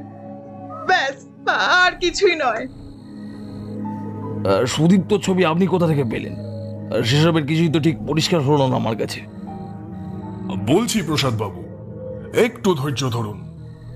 আচ্ছা উর্মি দেবী, আপনার সঙ্গে সুদীপ্তর শেষ কবে সাক্ষাৎ কিংবা কথাবার্তা হয়েছিল? তাও কয়েক মাস আগে। কেন বলুন তো? তাহলে আপনাকে জানিয়ে রাখি, সুদীপ্ত গাঙ্গুলি মারা গেছে আনুমানিক মাস খানেক আগে। এবার যেন ঘরের সবাই ভীষণভাবে চমকে উঠল। প্রসাদ চৌধুরী বললেন, কি? সুদীপ্ত মারা গেছে? ও বিদেশে নেই? রবিন গাঙ্গুলি উল্টো দিকে কেঁদে চলেছেন অনবরত। অমলেশ বলল, আজ্ঞে না, ওটা কেবল একটা মিথ্যে ছিল। যাই হোক, এবার ধাপে ধাপে ঘটনায় আসি। সুদীপ্ত গাঙ্গুলির ছবি আমি পেয়েছিলাম সুচরিতার একটি বই থেকে। সেদিন আমি এর জন্যই আপনার কাছ থেকে বইটা ধার নিয়েছিলাম প্রসাদবাবু। ওই বইতেই এই ছবিটা ছিল। বলে সকলকে পকেট থেকে একটা ছবি বের করে দেখালো অমলেশ। এই ছবিতে যে ছেলেটিকে দেখা যাচ্ছে সে হলো সুদীপ্ত গাঙ্গুলি। সে হাতের মধ্যে কিছু নিষিদ্ধ জিনিসপত্র নিয়ে নাড়াচাড়া করছে। এবার আপনারা ছবির উল্টো দিকে দেখুন, এখানে স্পষ্ট খয়েরি রঙের বেশ পুরনো ছাপ দেখা যাচ্ছে। এটা হলো পানের দাগ। অনুমান করা যেতে পারে সুচরিতাকে যে ব্যক্তি এই ছবি দেখান তিনি নিশ্চয়ই পান সেবন করেন, কারণ সুচরিতা কিংবা প্রসাদ চৌধুরী কেউই এসব খান না। সেক্ষেত্রে এমন কে বিশ্বাসযোগ্য ব্যক্তি হতে পারেন যে সুচরিতাকে এই ছবি দেখিয়ে সুদীপ্তর বিরুদ্ধে তাকে নিয়ে যেতে পারেন? নিশ্চয়ই কোনো বিশ্বাসযোগ্য এমন কেউই হবে। যদি স্বয়ং ছেলের বাবা এসে বলেন তাহলে আমার বিশ্বাস রবীনবাবু সুচরিতাকে আরো কিছু ছবি দেখিয়েছিলেন এবং খুনের রাতে সেগুলি তিনি বুক শেলফ ঘেটে বের করে নেন। আমি যেদিন সুচরিতার ঘর মিনি টর্চ দিয়ে পরীক্ষা করি সেদিন টর্চের আলোয় আরো একটা জিনিস আমার চোখে পড়ে। সুইচ বোর্ডের ওপর পানের পিকের দাগ এবং বুকশেলফের বিভিন্ন বইতে এবং বিভিন্ন অংশে হালকা হালকা পানের পিকের দাগ রয়েছে। এর মানে যে লোকটি সেই রাতে খুন করতে ঢুকেছিল সে রাতের বেলায় আলো জ্বালিয়েছিলেন নিশ্চয়ই, এবং সেই সঙ্গে বুক সেলফ ঘেটেছিলেন। তারপর বুক সেলফ গুছিয়ে রেখে চলে যান। কিন্তু ওই তাড়াহুড়োর চোটে হালকা হালকা পানের পিকের দাগ মোছা আর হয়ে ওঠেনি। ওই একটা ভুলই উনি করে ফেলেন। ডাক্তারের মতে খুন হয় মাঝরাতে এবং আমরা খুনি পালাতে দেখি ভোরবেলা। আমার ওনার উপর সন্দেহ হয় গোড়া থেকেই, কারণ উনি ছাড়া প্রসাদবাবুর অনুপস্থিতির কথা কেউই জানত না। এরপর যখন প্রসাদবাবু বললেন তিনি রবীন গাঙ্গুলির আমন্ত্রণে যথেষ্ট অবাক হয়েছিলেন। রবীনবাবু কাউকেই তেমন বাড়িতে ঢুকতে দেন না। তখনই আমার সন্দেহ আরো বদ্ধমূল হয়। যদিও ওনার বাড়িতে আমরা আসতে চাইলে উনি বিন্দুমাত্র আপত্তি করেননি। এখানে এসে আমরা দুটো জিনিস পাই। এক, রবীন্দ্র মূর্তি। সুদীপ্তর যে ছবিটি আমরা পেয়েছি তাতে তার পিছনে একটি প্যারিসের মূর্তি দেখতে পাওয়া যাচ্ছে, যদিও সেটা সম্পূর্ণ পরিষ্কার নয়। প্যারিসের মূর্তিখানা যে সঠিক কার সেটা বোঝা না গেলেও আন্দাজ করা যেতেই পারে। এরপর আরেকটি জিনিস হলো ঘনশ্যামে সাইকেল করে বাড়ি যাওয়া। আচ্ছা প্রসাদবাবু, আপনি বলুন তো, সেই রাতে আপনাদের মদ্যপানের সময় রবীনবাবুর বাড়িতে আর কোনো তৃতীয় ব্যক্তি উপস্থিত ছিলেন? আমরা ভদ্রলোকের স্মৃতিশক্তির পরিচয় খানিক আগেই পেয়েছি। উনি অনেকক্ষণ ভেবে বললেন, হ্যাঁ ছিল। এই চাকর ঘনশ্যাম তো সমস্ত বোতল সাজিয়ে দিয়েছিল, সঙ্গে বোধহয় ও খেয়েছিল কিছুটা। যাক, ভদ্রলোকের অন্তত এটুকু মনে আছে। অমলেশ শুরু করলো, সেই রাতে তার মানে ঘনশ্যামের সাইকেল করেই খুন করতে গিয়েছিলেন রবীনবাবু। সাইকেলের চাকার দাগগুলো মোটেও ফেলনা নয়। আজ সকালে আমি ওনাকে পিছু করে ওনার সঙ্গে ছদ্মবেশে দেখা করি। সেখানে গিয়ে ওনাকে পান সাধার পর উনি তৎক্ষণাৎ পানটা মুখে পুরে নিলেন। আমি চাইলেই প্রসাদবাবুকে জিজ্ঞাসা করতে পারতাম যে রবীন গাঙ্গুলি পান খান কিনা, কিন্তু সেটা করলে রবীনবাবু আগে থেকেই সাবধান হয়ে যেতেন যে আমি ওনার ওপর সন্দেহ করছি। আচ্ছা রবীনবাবু, সুচরিতা আর সুদীপ্তর সম্পর্কে আপনার আপত্তি কেন ছিল? এবার সেটা খুলে বলুন তো। রবীন গাঙ্গুলির ক্ষিপ্ত রূপ এবার আমরা দেখতে পেলাম। ক্ষিপ্রতার সঙ্গে তিনি বললেন, ভাঙ্গো না মানে? আমার ছেলে ওই সুচরিতাকে ভালোবাসবে আর আমি সেটা বসে বসে দেখব? কেন? সুচরিতা প্রসাদবাবুর মেয়ে নয় বলে? এবার যেন তড়াক করে উঠলেন উল্টো প্রান্তে বসে থাকা প্রসাদ চৌধুরী। অমলেশের একটা কথা উনাকে এমনভাবে নাড়িয়ে দিয়েছে সেটা ভাবতে পারেননি উনি। প্রসাদবাবু, আমাকে মিথ্যে বলার কারণটা আপনাকেই বলতে হবে, কারণ সেটা আমি বের করে উঠতে পারিনি। তাই একজন সত্যান্বেষী হিসেবে সেই সত্যটা আমার জানা দরকার। আমি জানি আপনি খারাপ কিছু করেননি।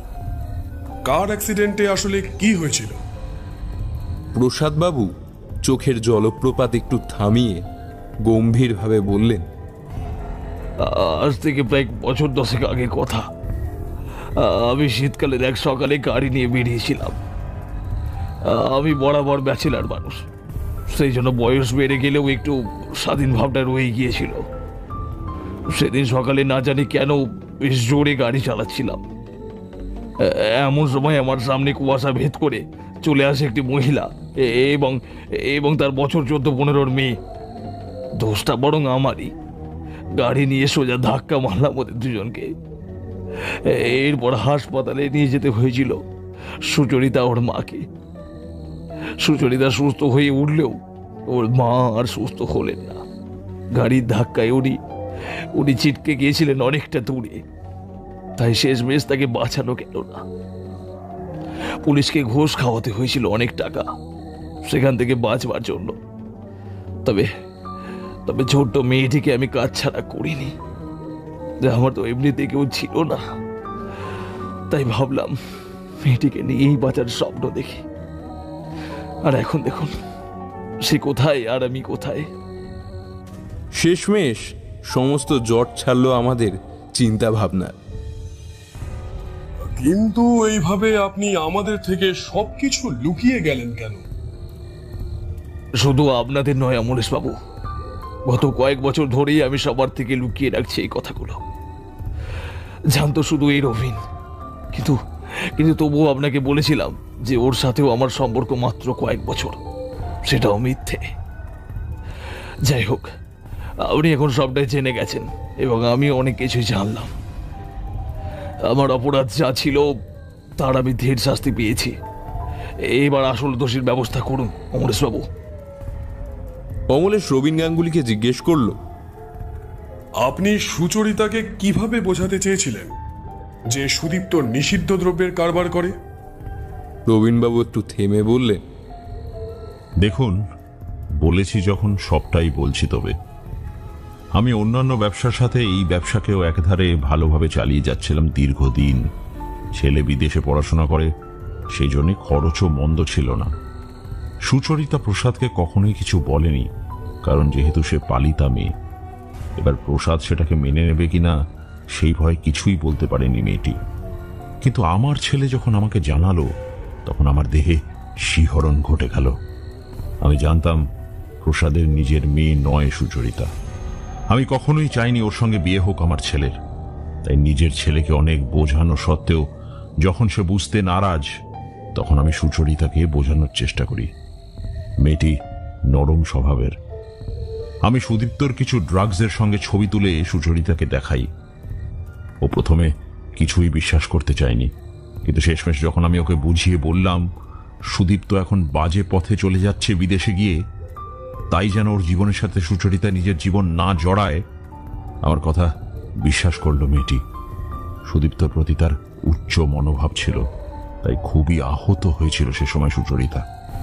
আমার নাম সে কখনো মুখে আনবে না সে কথাও দিয়েছিল, এবং ফলস্বরূপ ও সুদীপ্তকে প্রত্যাখ্যান করে।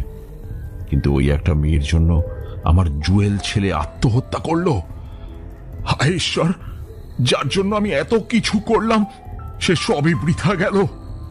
বলুন এবার আমি কিভাবে বাঁচতে দিতে পারি ওই মেয়েকে, বলুন।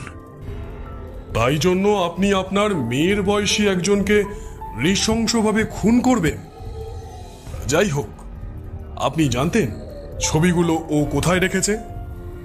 আর ওকে ছবিগুলো দিয়েই বা এসেছিলেন কেন?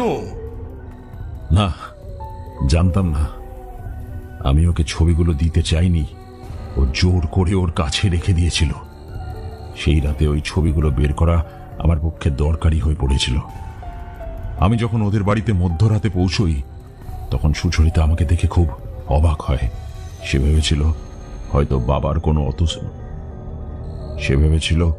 হয়তো বাবার কোনো অসুস্থতার জন্য আমি এসেছি। ওর বিস্ময় কাটতে না কাটতেই আমি ওর মুখ চেপে ধরি, তারপর সিঁড়ি বেয়ে ওর ঘরে নিয়ে যাই ওকে। ওর তো জানা উচিত কিসের জন্য এই শাস্তিটা পাচ্ছে।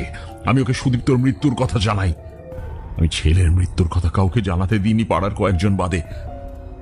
প্রসাদ যখন আমাকে টেলিফোন করত যে আমি কেন দেখা করছি না, আমি তখন ওকে মিথ্যে বলে গিয়েছি যে শহরের বাইরে একটা কাজে আটকে পড়েছি, কিন্তু বিন্দু মাত্র কাউকে জানতে দিইনি। আমি সুচরিতাকে জিজ্ঞাসা করেছিলাম ছবিগুলো কোথায় রেখেছে। ও তখন বুকশেলফের দিকে নির্দেশ করছিল। এবারে এতগুলো বইয়ের মধ্যে আমি খুঁজবো কিভাবে কোন বইয়েও রেখেছি ছবিগুলো? বালিশ চাপা দিয়ে ওকে মৃত্যুর কোলে ঘুম পাড়িয়ে ঝুলিয়ে দিলাম সিলিংয়ে। খুব ভয় পেয়ে গিয়েছিলাম জানেন, খুব ভয় পেয়ে গিয়েছিলাম। পকেট থেকে একটা পান খেয়ে বসেছিলাম কিছুক্ষণ। আমি নড়তে পারছিলাম না একদমই। এরপর মাথাটা একটু খুলল। তন্ন তন্ন করে খুঁজলাম বইগুলো। দুটো ছবি পেয়েও গিয়েছিলাম বুকশেলফ ঘেটে, কিন্তু তৃতীয় ছবিটা আর পাইনি। গাদা গাদা কাগজ, চিঠিপত্র এসবই ছিল বেশি। তারপর আর কি, কাদা ধুয়ে সমস্ত জিনিস ঠিকঠাক করে বেরিয়ে আসি বাড়ি থেকে। বেরোতে গিয়ে সমস্যায় পড়ে যাই। উল্টো দিকের একজন হঠাৎ করে আমার দিকে দৃষ্টি নিক্ষেপ করলেন এমন ভাবে, আমি তাড়াহুড়ো করে সেখান থেকে সাইকেল নিয়ে পালিয়ে যাই। যদিও পরে মনে পড়েছিল আমার পানের দাগ তো লেগে থাকতেই পারে ওদের বাড়িতে। তখন যদিও আর কিছুই করার ছিল না আমার। এতক্ষণ চোখে পড়েনি প্রসাদবাবুর অবস্থা। দেখলাম তিনি কন্যা শোকে অঝরে কেঁদে যাচ্ছেন। তো রবিন বাবু, আপনার ড্রাগসের আড়তটাও না হয় দেখিয়ে দিন আমাদের। মনে হয় একতলার বন্ধ ঘরটা, তাই না? রবীন গাঙ্গুলি হ্যাঁ করতেই সুরেশ সেখানে ফোর্স নিয়ে ঢুকে পড়ল। সেখানে সত্যি কোকেন, হেরোইন সহ আরো অনেক নেশাদ্রব্য মিলল। পুলিশ রবীন গাঙ্গুলিকে ধরে নিয়ে গেলে অমলেশের হাত ধরে প্রসাদবাবু বললেন, আপনি এক অসাধ্য কাজ সাধন করলেন। আমি ভাবতে পারিনি রবিন কখনো আমার সঙ্গে এমনটা করতে পারে। আমি খুবই দুঃখিত আপনার কাছে। আপনাকে অনেকগুলো মিথ্যে কথা বলেছি, কিন্তু বিশ্বাস করুন, আমি আমার কৃতকর্মের জন্য যথেষ্ট শাস্তি পেয়েছি। যাই হোক, শেষমেশ এই গোলক ধাঁধার নিষ্পত্তি হলো। সত্যান্বেষীর সত্যান্বেষণে যে কত মিথ্যে জড়িয়েছিল সেটা ভেবেই কেমন দম বন্ধ লাগছে। ট্যাক্সি ধরে বাড়ি ফিরতে ফিরতে আমি অমলেশকে জিজ্ঞেস করলাম, তো বলো, এই কেসে তোমাকে সবচেয়ে বেশি কি সাহায্য করলো? পান, রবীন্দ্রনাথ, নাকি অন্য কিছু? অমলেশ কৌতূহলী হয়ে বলল, কেন বলো তো? না, এমনি কৌতূহল মেটানোর জন্য। তাহলে বলবো পানই সব থেকে বেশি সাহায্য করেছে। ওই পানের পিক থেকেই শুরু করেছিলাম, আর সেটা দিয়েই শেষ হলো। তো এবার একটা সিগারেট ধরাবে নাকি? সিগারেট না, থাক, একটা পান মুখে পুড়ে নেই বরং।